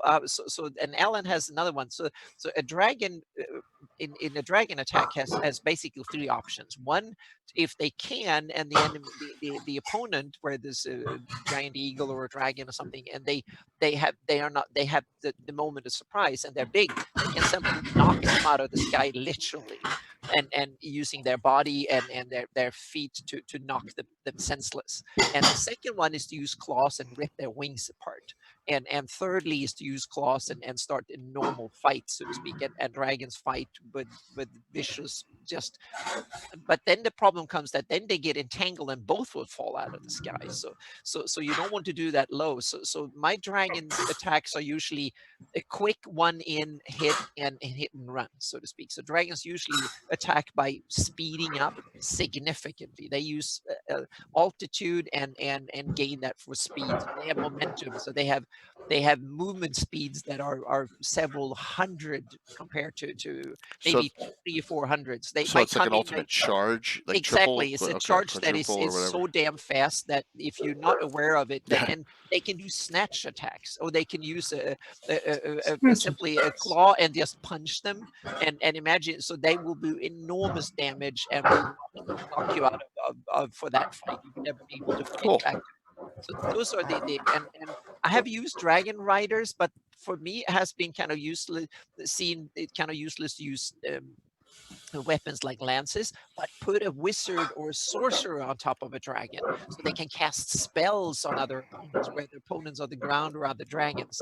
That's where I think that then you have the dragon's physical abilities paired with a wizard or a sorcerer casting additional spells. There, I think you have a winner. Awesome. Yep. Who wants to bring up a dragon next? I think we did. Anna's up in the shadow was the last one, so I think it would be Alan again, right? That's after the questions were asked. So, okay, Alan, what do you got? Well, I don't know. I mean, there's a lot of other dragon variants that are fun. Cool. In 1E. So you've got your, you got your pseudo dragons. You've got your dragon turtles, and you've got hydras. Oh, okay. Hydras are particularly interesting. I think they're sort of a holdover from original D&D in many ways, because in the monster manual they're listed as just merely uncommon. So it's the second most encounter type you can have. You have common, then uncommon, and then you have rare and very rare and unique. And so they're supposed to kind of be crawling out of the woodwork everywhere. And you don't really see a lot of hydras in a lot of modules and stuff.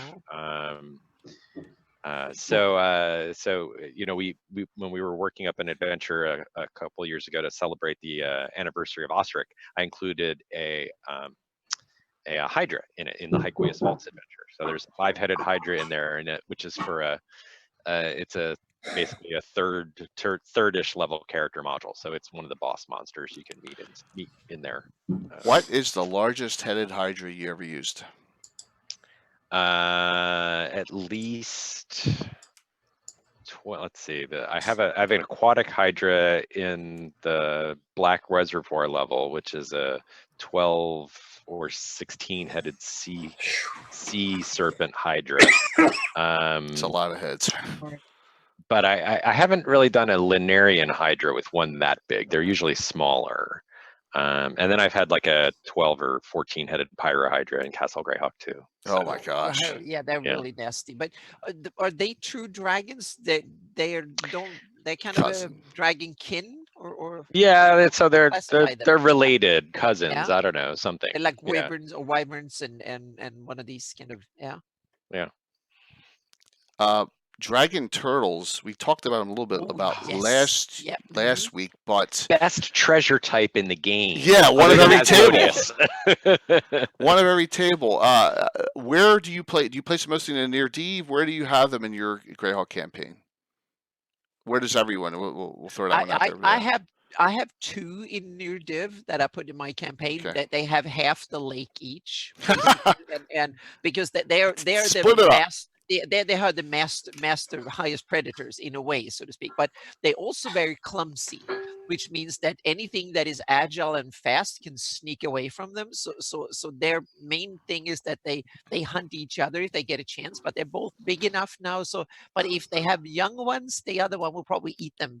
So that's one of the main reasons there are not too many. And now they kind of grumpy, so they would never mate. I haven't figured out what gender they are each, so they just hold on their sides. But my take is that they will eat whatever they can get their beaks on, so to speak, or their jaws. I think they have beaks more than jaws, if I remember correctly. They're more beaky than jaws, but like turtles have beaks.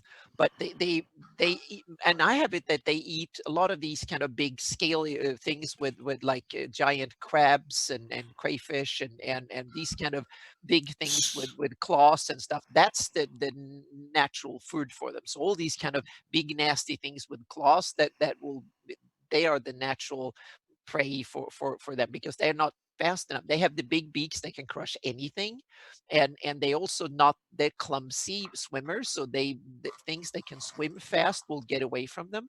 So whales and dolphins and big sharks and stuff like that could just stay out of their way, so they don't get them. Are dragon turtles, and we kind of like almost like the Kraken equivalent. Like you can't explain why ships get capsized out in the ocean, and that's one of the reasons. Yeah, exactly. They occasionally they might take a ship if they can get away with it, so to speak. So yeah, but they're really clumsy and that way. So and they have a steam breath weapon too, right? Yeah. So Yeah. they have kind of cool. They can cook things. So they have they giant clams and all these giant crayfish, crabs and stuff like that. That's their main what they survive on, so to speak. And they occasionally can grab something swimming in the water or something but they're clumsy hunters, so really clumsy. You do the same thing out near Dave, out in the oceans, Woolly Bay, anything? Maybe there might be 100 or so in grown ones living around the planet, so to speak, because they need thousands of square miles of ocean to go around in their territory, and they kill each other on sight basically. So they need to they're very, very, very territorial because they need a lot of it. That's why I have it, so they kind of and they're I don't know how smart they are really, but I try to I have like a basic idea of how I want to use them, and then they never come up. They've seen them at the distance when they've been on shoreline and stuff. So ships I think tend to try and stay away from them. But maybe you can bribe them if they try to attack. They might show themselves, and you can put things they want in there, and then might bribe them. So I don't know. Thunder Bay brings up. I think they're a tribute type of creature. Some of the more intelligent ones, I think. We've had that done as well. But there's sea dragons too, and that I have them in my campaign, more eel-like dragons, and they are way more nasty in my campaign than the dragon turtles are more like big curiosities. But the sea dragons are dragons that have evolved into living in ocean, meaning they simply gutted their wings and gutted their legs so they can swim faster, but they're still smart and have spell abilities and stuff. And so that's dragons that I've kind of. I hate to, sorry for not being PC. Are the Oriental dragons, any of them sea-based? I don't know. I've skipped the Oriental dragons. I was just curious, Alan. Do you know, Mike? Do you know on that? They're kind of eel-like. I kind of a question, because really there's no ocean-based dragons that I know of.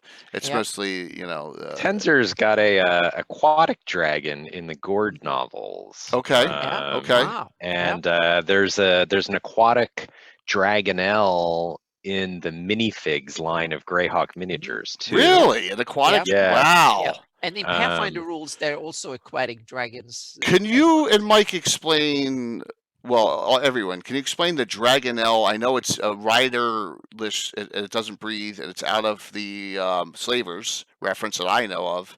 What a dragonelle is to everyone, because a lot of people I don't think would know what a dragonelle is. Is it like it's like a chimera of a dragon? I think it's. I think it's kind of like a because I don't know if like a pteranodon, like a pteranodon type creature, and it's supposed to be native to the Pomarge area and the Draxengrab hills and mountains, if I remember right. It's in the Monster Manual too, as where it first appeared. Okay. And it's one of those creatures that's mentioned in. It doesn't have a pick. And it's mentioned with some Greyhawk context added to it in the MM2, and there were only a few that had those little Greyhawk last paragraphs tacked on in there. I know the Slavers have a base at Kalen Lakos, and they have Dragonelle Riders out of Kalen Lakos in the Slavers reference, because we have gone up against them a couple times, and I think it says they're miniature red dragons. I thought that's what it said, or they're red in color. I could be wrong. They don't have a breath weapon though, so I was wondering where the origins of that came from. Kind of like the Dragon, which is a lion brass dragon cross, which is another crazy one too. I love throwing the lower level characters with that scream they have against dragons. They're great. Yeah, they have a whole paragraph in monster manual too. There is no picture, no image of There's it. no image anywhere that Yeah. that I have ever found. But they inhabited the world of Greyhawk from the Cron Hills to the Gloriorles and the Draken Scrub Mountains. But the species is now virtually extinct anywhere save the Pomarsh. Yeah. Ooh. Yeah. The Dragon is also Monster Manual. Is that one? The original Monster Manual, Dragon, Yes, right? Yeah. that's right. Yeah. Yeah. Absolutely. So it's a cool cross there. And but does it say it looks like a red dragon, Anna? The Dragonelle? Yeah, the Dragonelle is semi-intelligent, but it's the grayish underbelly of a Dragonelle fades into dusty red violet along the sides and tails. Gotta go. Back spines are maroon, the beak gray, and the head frills white. All Okay. right. So I popped in the aquatic Dragonelle minifigs figure. It's got a decent picture you can see. It's a large size, 24 feet long, 24 feet plus. Oh wow. Yeah. Yep. Yep. What year is So- that from? Oh gracious, I don't know, 1980-ish. Wow. This book is from print. MM2 is from 83. Yeah. That's Okay, amazing. yeah. Absolutely amazing that that's still Yep. that they were thinking about that Yep, back 83. Yep. then. Wow. Just crazy. Yep. So that's a cool. I didn't even think about diverging into like sub dragons like the Dragon and the Dragonelle. I never even thought about Yeah, it. there's With all a the whole stuff bunch we were. of cool, Yeah, dragon-like definitely. creatures. The Hydra got us started on that too, which is really a great offshoot on it because you can bring up some of those against lower level parties. If you don't want to really throw even a younger age dragon against them, throw them against a Dragonelle or even a rider, a cavalier riding a Dragonelle or whatever. You got some options there, which is so cool on that. Hey Mike, what do you think, man? What do you got up next? You got something brewing in that head there? Come on. Just anything. Shh, throw it out there, man. Come on, we're on a roll here. We're on a roll. We're an hour and a half at this already. This is Wow. time flies.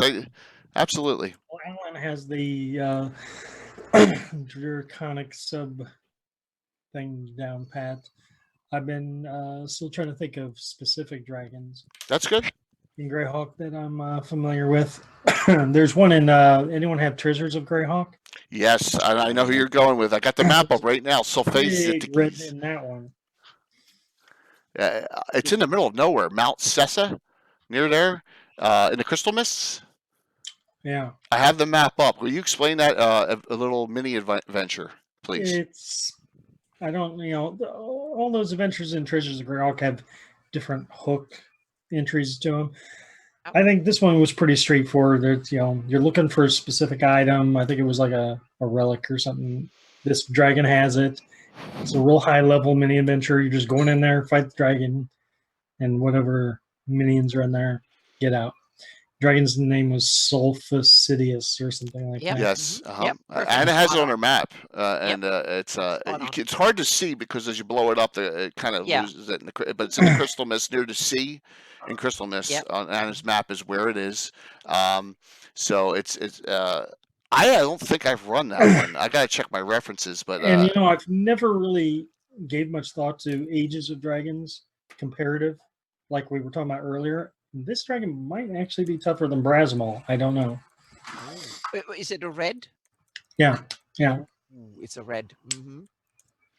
Yeah. So sulfur something. So if you have the Treasures of Great, I still think it's available at a reasonable price too, even on like Amazon or eBay. It's a gold mine of obscurity. Yeah, and I think you can buy it as a PDF from Drive-Thru RPG. Yeah, it's got some great.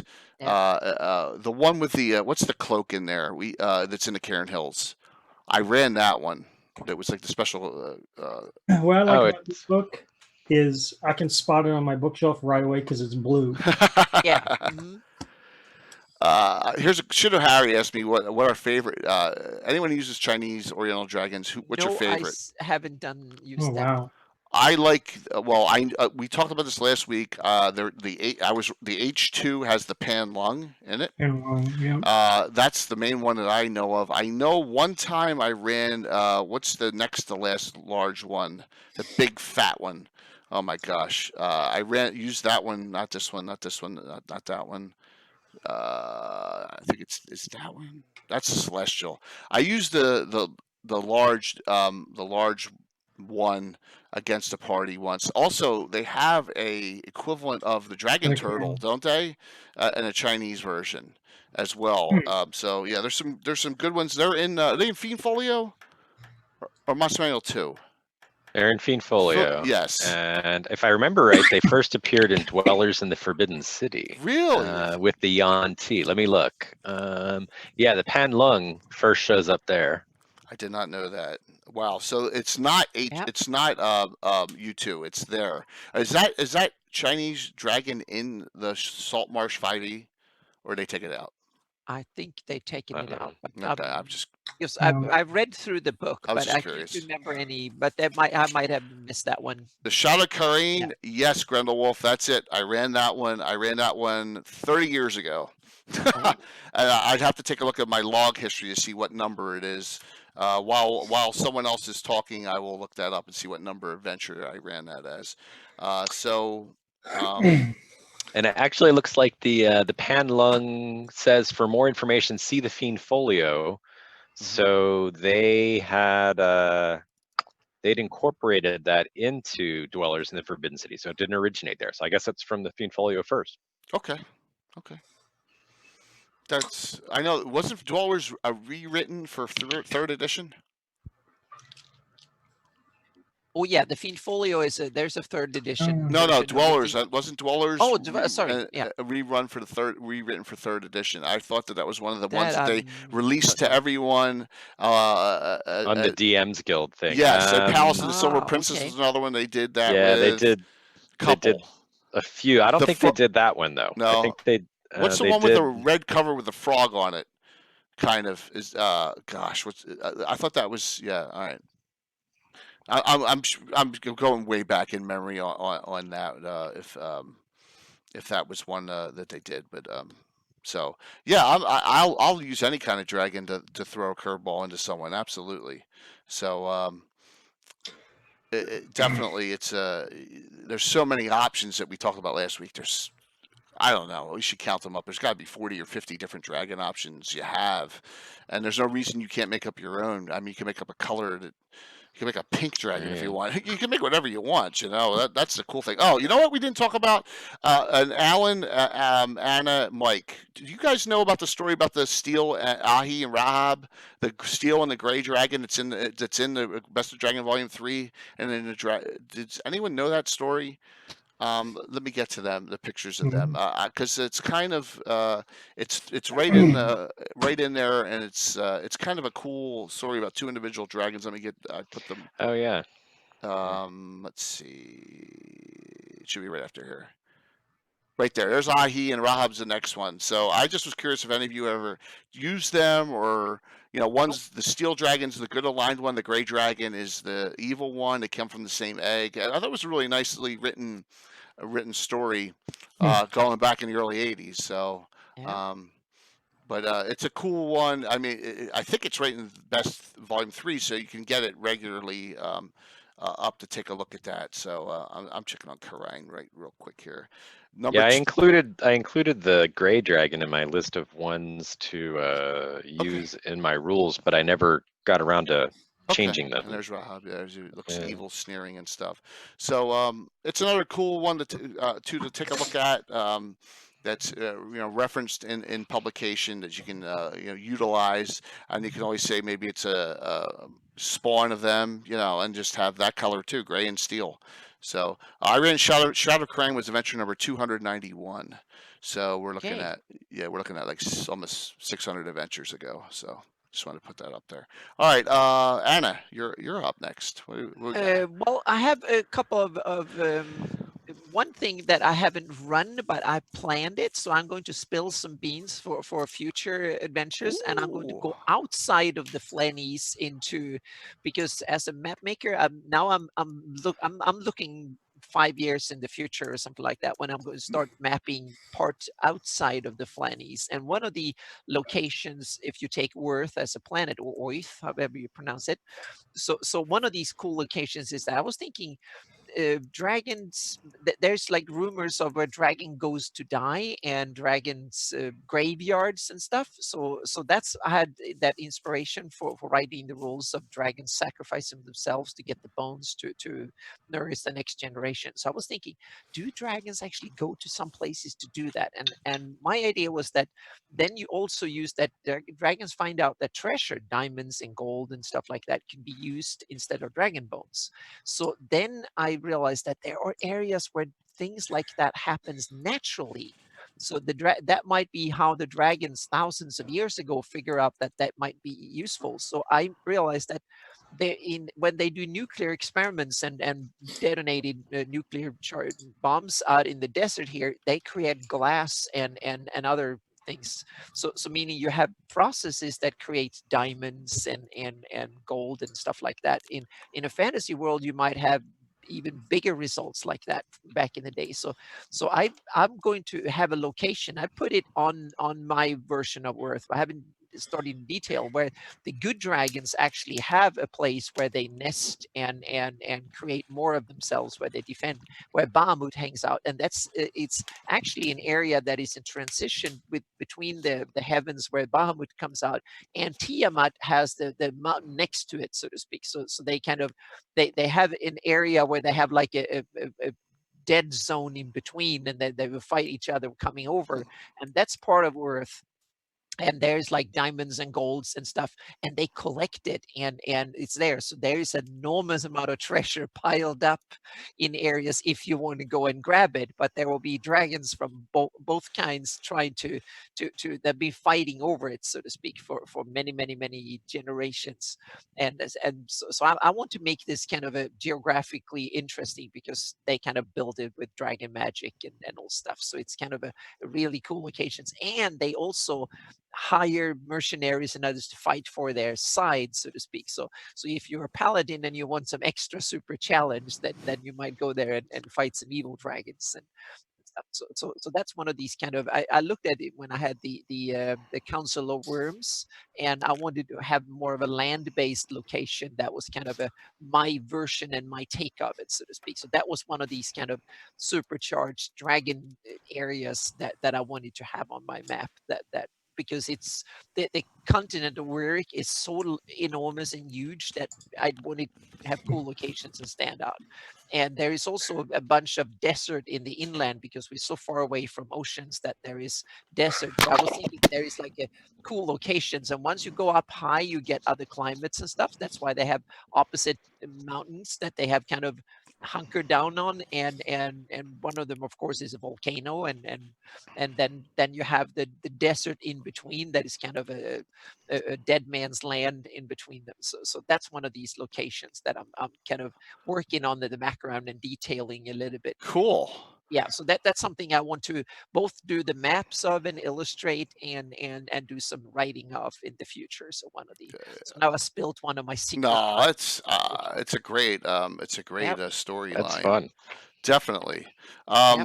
We our gentleman friend who joined our future Greyhawk group, Dennis Tetra Malden, we got to get him on. I know he has he uses that great worm. And he was talking about it on the forums. He said he's got a 2,800-year-old one. It's kind of Alan, Mike, have you guys ever used this one too? It came out of a Dragon magazine like 70-something, 72 or whatever. It's like a predecessor to the Dragons. Let me get that picture up again. I was just curious on this one. That's why I included Were those it. like the land dragons? Yeah, that. Yes. Yeah. Just curious if anyone had ever utilized that. It's called Isn't a great there worm. like a Dracolisk? No, it's called a great like worm. It was a supplemental. But isn't there a monster that is like a mixture between a dragon and a basilisk? There Yeah. is, yeah. That's from Lost Caverns of Sashka. Okay. Yeah, absolutely. And then there's the undead. What's the undead dragon called? That's It's forgotten. Dracolich. Dracolich. That's a Forgotten Realms Yeah. base start, right? Right. Well, yeah, that's the Dracoth, cult that of the was dragon. Yeah. Yeah. Yeah. So you got some options there. I was just curious on that one. I know sometimes you find these lost gems in the dragon magazines that people placed, and you know, it's just like someone runs with them, just like we've run with Alan. You and I've run with purple dragons, you know, and Yeah. gem dragons, and Yeah. And it's I have just sand dragons. I have, but not so much in Greyhawk because they're not that big. There's only the Bright Desert is the only sizable desert really. But the inland deserts in the Rurik, they have sand dragons that live out there. They are kind of not so smart. They kind of the like white dragons or like the live in cold. These are kind of sand dragons, so they're more kind of on the natural side of dragons, but they are big physically and big beastie things. They have some magical abilities, and they are nasty because they can hide in sand and stuff. So they are really nasty that way, and big cool. So their Pathfinder have some sand dragons, and I kind of tweaked them a little bit for my own campaign and stuff. So that's one of my specialities that are not Flanaess, but on the planet they're definitely there. So there's some of the and they are kind of neutral. They don't take sides in the Bahamut Tiamat conflict. They're just out there to kill and eat and grab treasure because they're shiny things that can make them raise their own. So they are part of true dragons, but they're not particularly smart. But they're fearsome fighters and nasty as hell. So yeah. how about Alan? Do you have another one, or do you want me to throw out some we haven't checked out their layers on that are canon? What would you? No, I was just going to talk a little bit Go about for it. Tiamat, maybe. Let's do it. Absolutely, let's so, do it. Definitely. You know, Anna gave a nice, yeah, segue let's there do with that. the That's great. Dragon's Graveyard, which ties back obviously to the old cartoon and stuff too, which is Absolutely. cool. But in my campaign, I changed Tiamat. So she's not lawful evil and associated with devils. She's chaotic evil and associated with devils, which makes her a better, in my view of the universe, a better polar opposite for Bahamut as a lawful good dragon figure. And they're, so she's part of my demonic cosmology of firstborn demon creatures, and there's, dragons were all originally descended from her, so dragons are inherently demonic in my games on some level. So even good dragons can, sort of lose control or fly into a rage or go corrupt and succumb to their blood. Oh, yeah, that's a great idea. Do you, has anyone? I've never done this, but has anyone ever had Tiamat killed? actually? Oh yeah. Okay. Oh wow! Yep. No, I never even. Yeah. Mike raised his hand too. Yeah, we killed her in high school at some point, and Monty days, right? We all had those. That became an alternate timeline eventually, or no. So what I did is I incorporated that into my main campaign canon. So Tiamat, the demon goddess firstborn creature, had lots of multi-headed children and stuff, and one of them was impersonating her. There you go. And Tiamat had long since, gone off to do her own thing. But this dragon Miata, which is an anagram of Tiamat, was hanging around pretending to be her mom, and she's what was killed by my brother's characters in high school. Okay, perfect. Yep, that's great. Yep. Wow, that's so. How many of those spawns do you have? Is it just you can you bring them up when you need oodles. one, or yeah, that's cool. So I've got a whole demonology genealogy family tree in for demon princes and such, and then Abraxas is sort of the father of demon kind in my version of Greyhawk and all that stuff, and then Tiamat is one of his primary mates. So he has multiple sets of couplings with her, and they father Demogorgon among others. Oh wow! Through the process of years and such, eons, I should say, over the years. So yeah. Pretty. Where does Orcus fit in there? Orcus is a third generation demon lord who inherited a lot of power from it's sort of like power skipped a generation, sort of like, your height can skip from your grandparents to you, or one way or the other. So he got a lot of power from some generational skip and shouldn't have been as powerful as he is in my game. Okay. Well, that's Yeah, I run it. cool. Yeah, I run it with that their deities. So Tiamat and Bahamut, they are deities, and they get to use as many aspects or versions of themselves and agents of themselves as they had deity tiers, so to speak. So the really powerful ones, they can be in like 10 places at the same time. But there is also always a risk with it, because when they use one of their aspects instead of themselves, that is a kind of magical supernatural ability, so they can be detected by other gods and high level wizards that use magic to detect where the agents of someone is, so they can be detected by magic that way. If they go themselves somewhere, they can sneak in and no one knows where they are, but then they get the risk of being permanently killed somewhere. So that's one. And they also, in order to form these aspects, the drawback is that they have to be in one place for a century for a physical, because they needed to make a physical being in order to kind of transfer some of their life energy, so to speak, into an object that becomes the phylactery of that aspect. Oh, To so this carry that isn't thing. just an avatar then. No, This is a completely separate thing. yeah, Okay. so, and they can use that many avatars that are agents that are versions of themselves that think and act and so on, and as them, so to speak. So with a little bit less power than the real thing. And it's a major investment for a deity to create one of these. But then it's great because you can be in many places and sense things and do things and so on. But it's risky, because if you send one of them, then others can see and sense you. So it's always sneakier to go in and put yourself in harm's way, but then it's more risky because someone might kill you. So it's kind of so that's why I try to limit the powers of deities that way. And they also get the powers from either devotion or scaring them. So evil gods, they scare the living bejesus out of as many creatures as possible and get power that way. And good ones, they may have as many worshippers as possible, because then you get it. And the other way is to control, the third way, sneaky way, is to control areas like planes and stuff. That doesn't work on the prime material plane, but if you control a certain amount of the abyss, for instance, you get a little bit of power from that. And so that's the way that deities gain power in my campaign. So that's why you want to convert, you want to have priests convert people or scare them. So that's why they build the evil cults, want to go out and scare and have priests that go out and whisper and kill people randomly just to make sure that they are Yeah, like the scared old of them and Primal stuff. Order supplements from Wizards. Yeah. Yeah. So and also the other one is that they build high places, towers and high things, because when the deities, when there's a symbol of their deity, they can see and experience things through those.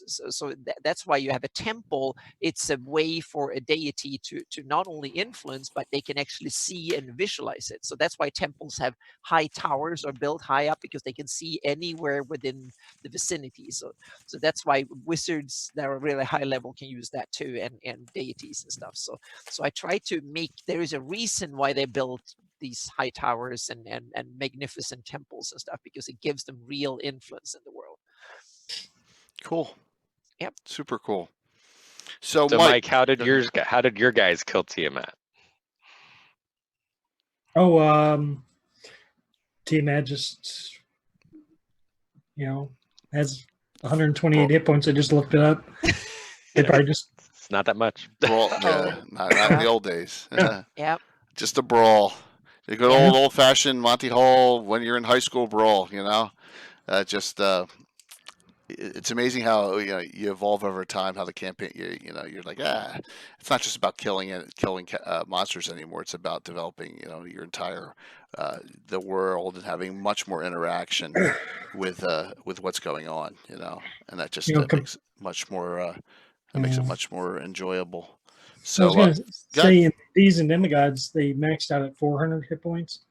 Yeah. So when I looked at Tiamat, only 128. Well, that's not very tough. Sure, I'll send that against my players. So, probably haven't used Tiamat ever since. Yeah, now it's the latest editions. She's like 2000 or something like that, I think. Very powerful.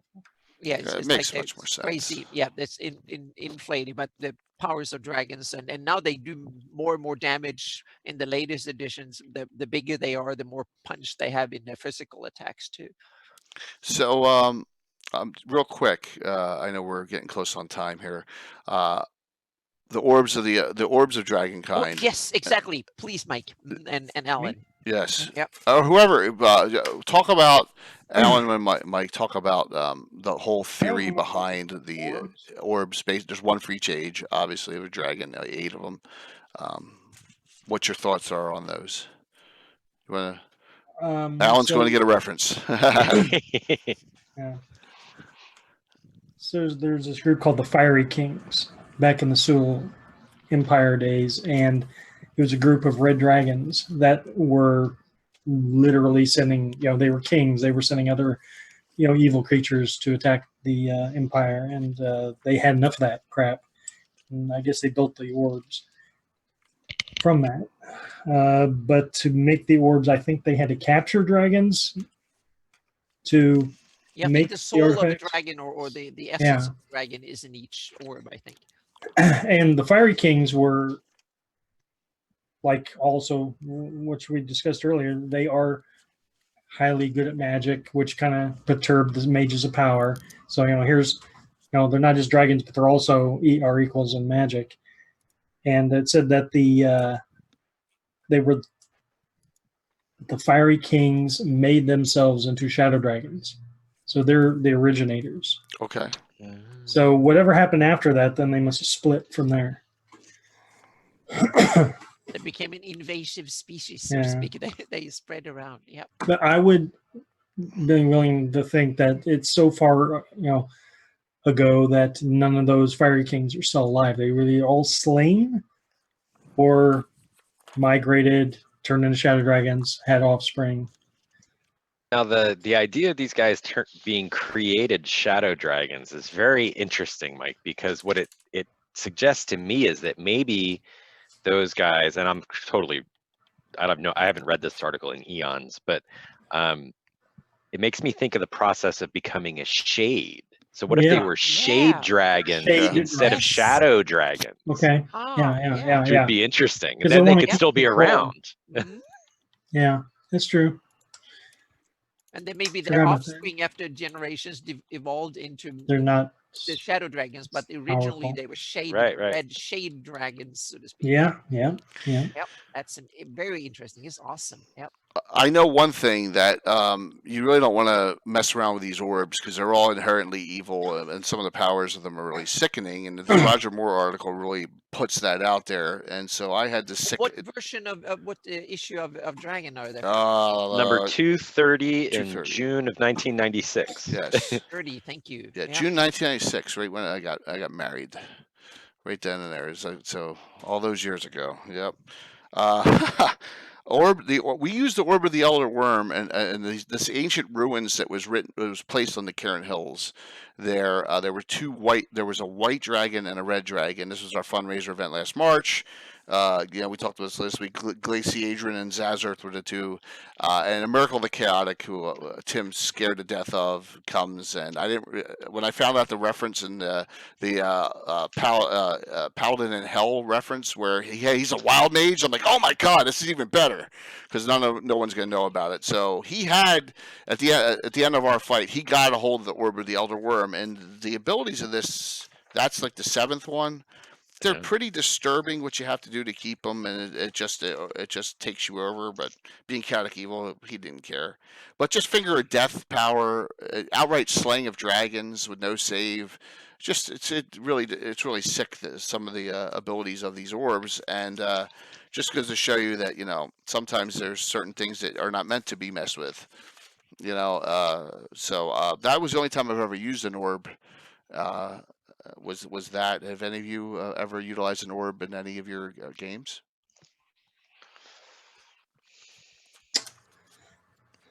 I think I have. Okay.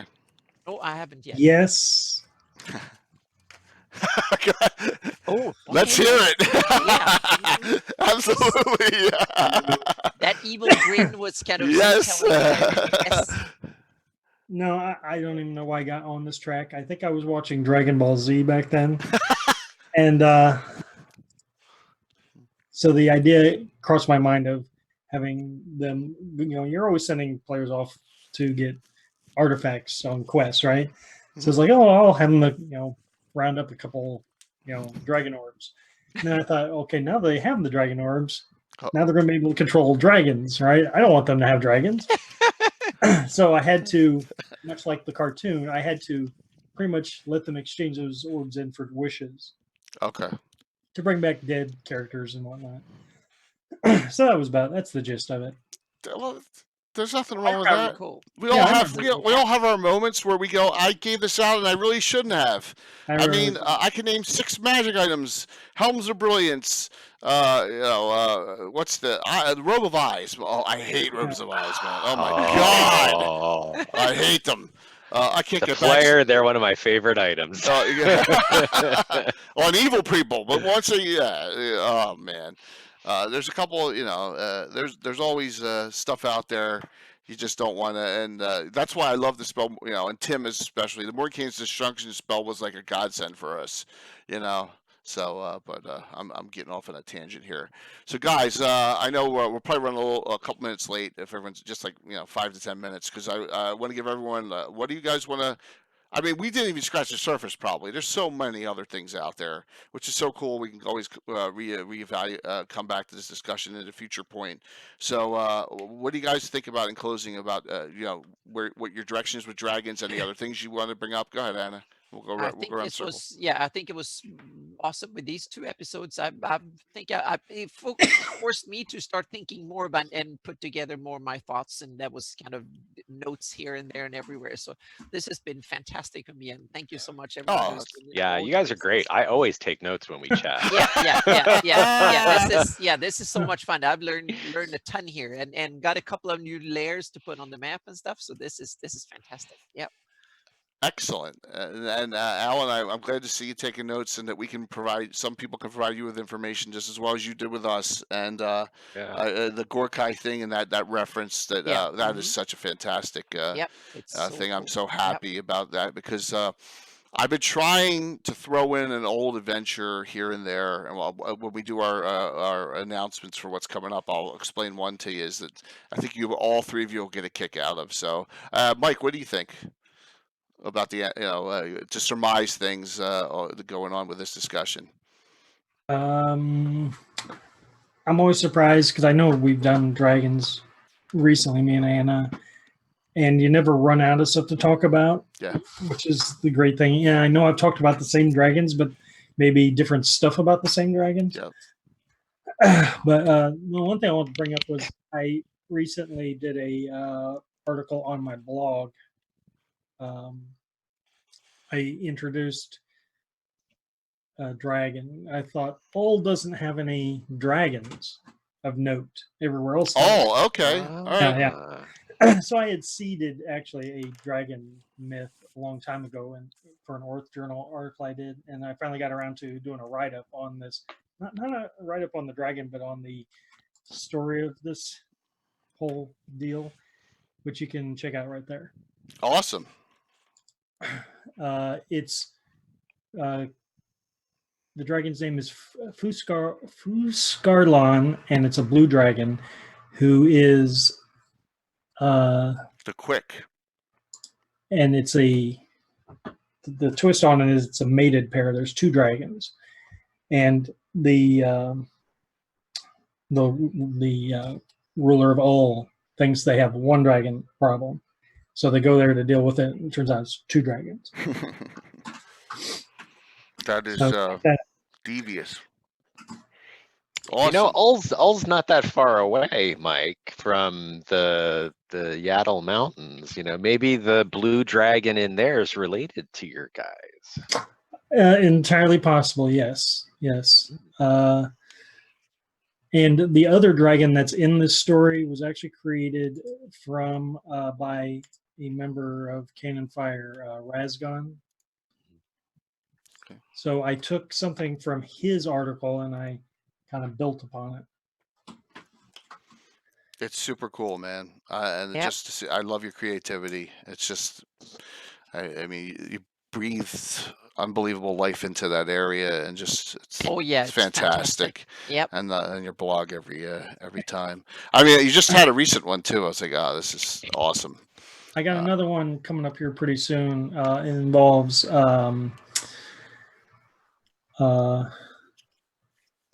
this one involves the Lord of the Ogre Magi. Oh, Ooh. So that's Okay. about all I'll hint. okay, nice. Can't wait to see that one. Yep. Mhm. So, Alan, what do you got going on, man? Besides taking copious notes to let's see, upcoming things. Well, I guess I've been doing quite a bit of work on dragons, along with like the large group humanoid groups and things like that in the monster manual, and starting to build them out in more detail for use as pieces I can just throw into the campaign as needed.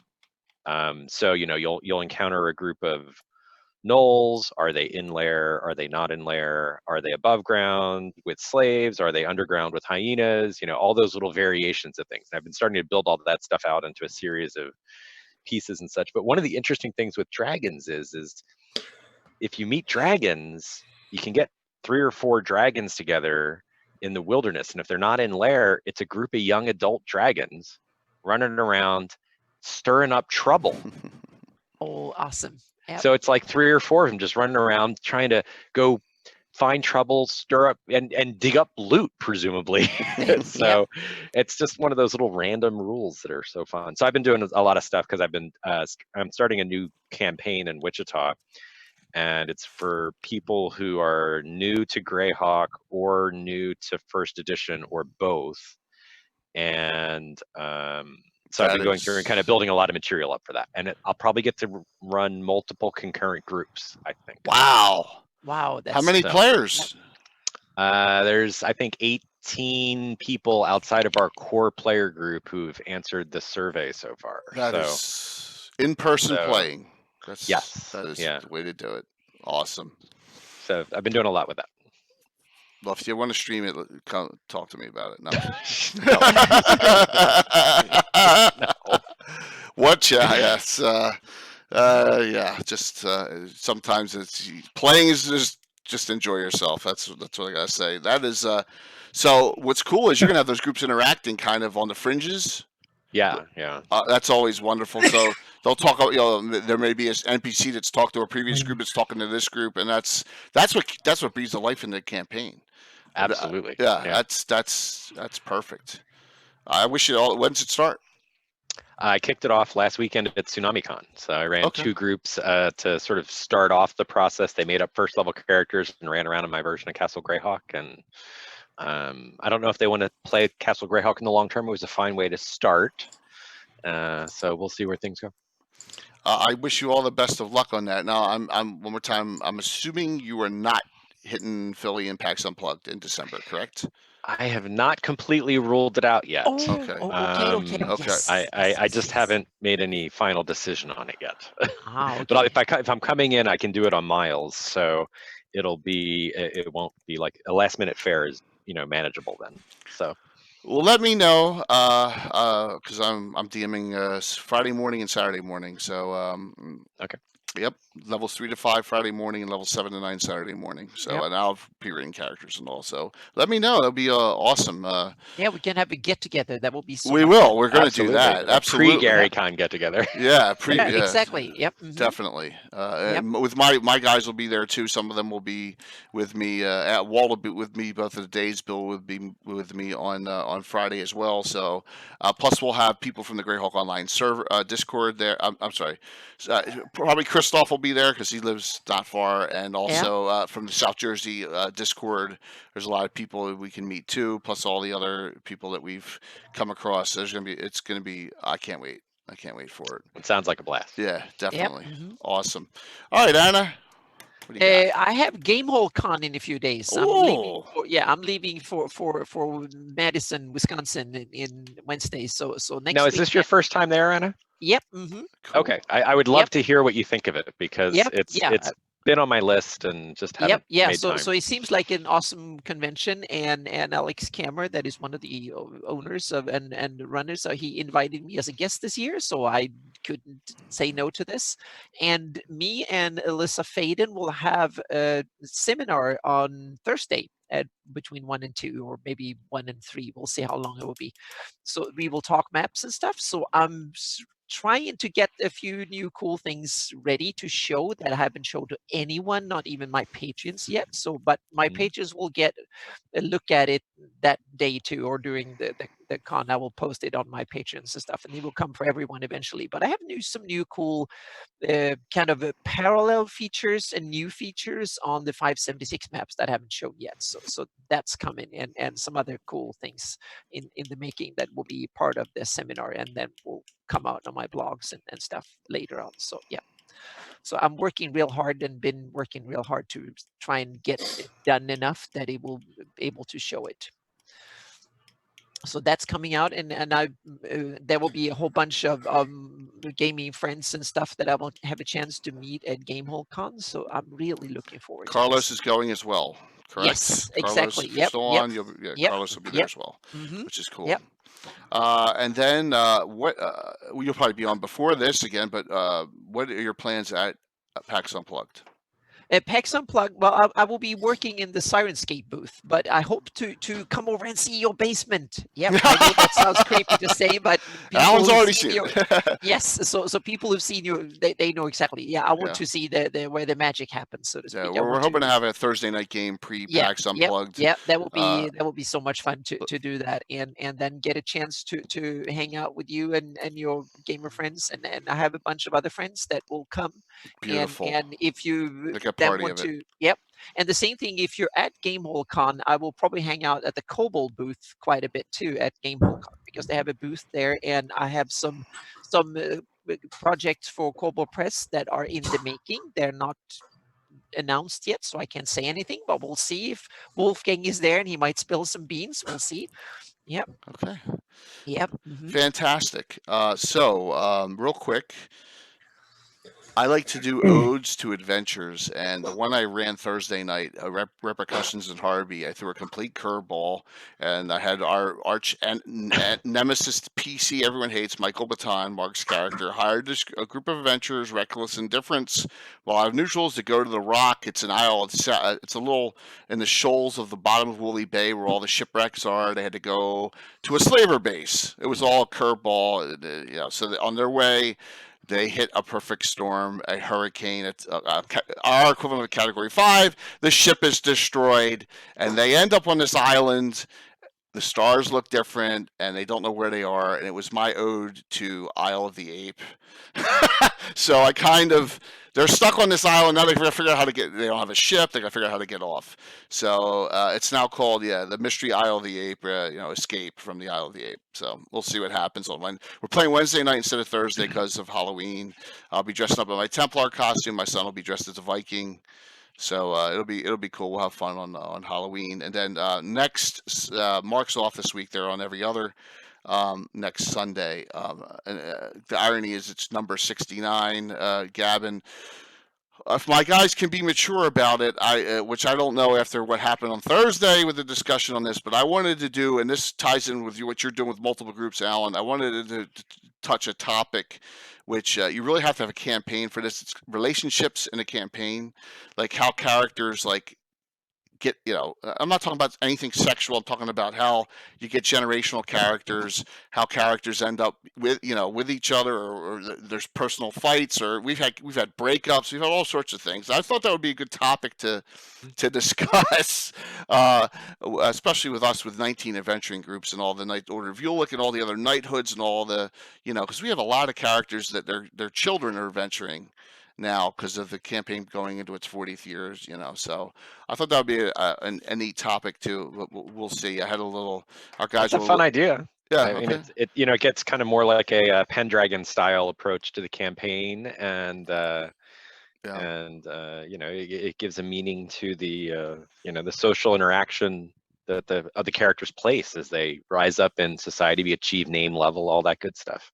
So I'm hoping that some of my guys who will come on. I know Mark has already said he would do it, and Mark has a lot of characters that this relates to. So we'll see where that one goes.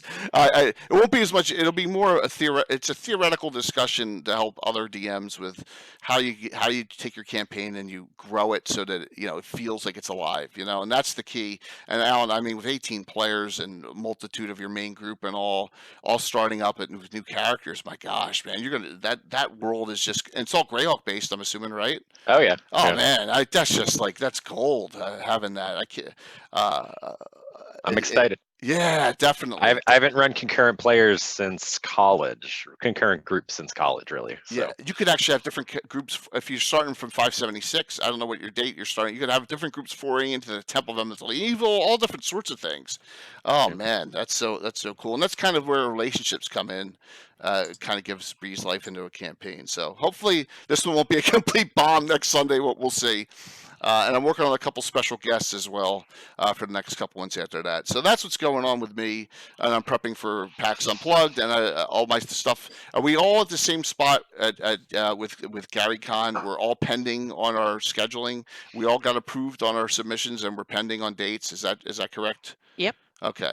So we're all I at the still same. haven't submitted my other night events yet officially, but they'll be night events. So Okay. Yeah, So, but we're all at the same point, and I'm assuming at some point, probably in early 2020, they schedule everything. So we'll have to wait on that. They close off the event submissions in late December, early January, and then they jump into scheduling, I think, immediately. Yeah, so Thunder Bay just made a joke about something Tim did last night. You got to remember, Thunder, Tim's campaign, City State Invincible Overlord. So, yeah, one of my characters worships Freya, and he said, "You're not the fertility god. You're not following the realm, aspects of the fertility god. You don't have a farm. You're not reproducing." I'm like, oh my god. So that was Tim giving it one to me when he was DMing last night. It was kind of funny. So. Yeah, guys, thanks. This was an awesome one. Another great one. I appreciate all three of you coming on and talking. I learned a lot tonight. I learned a lot of things I had no idea even existed.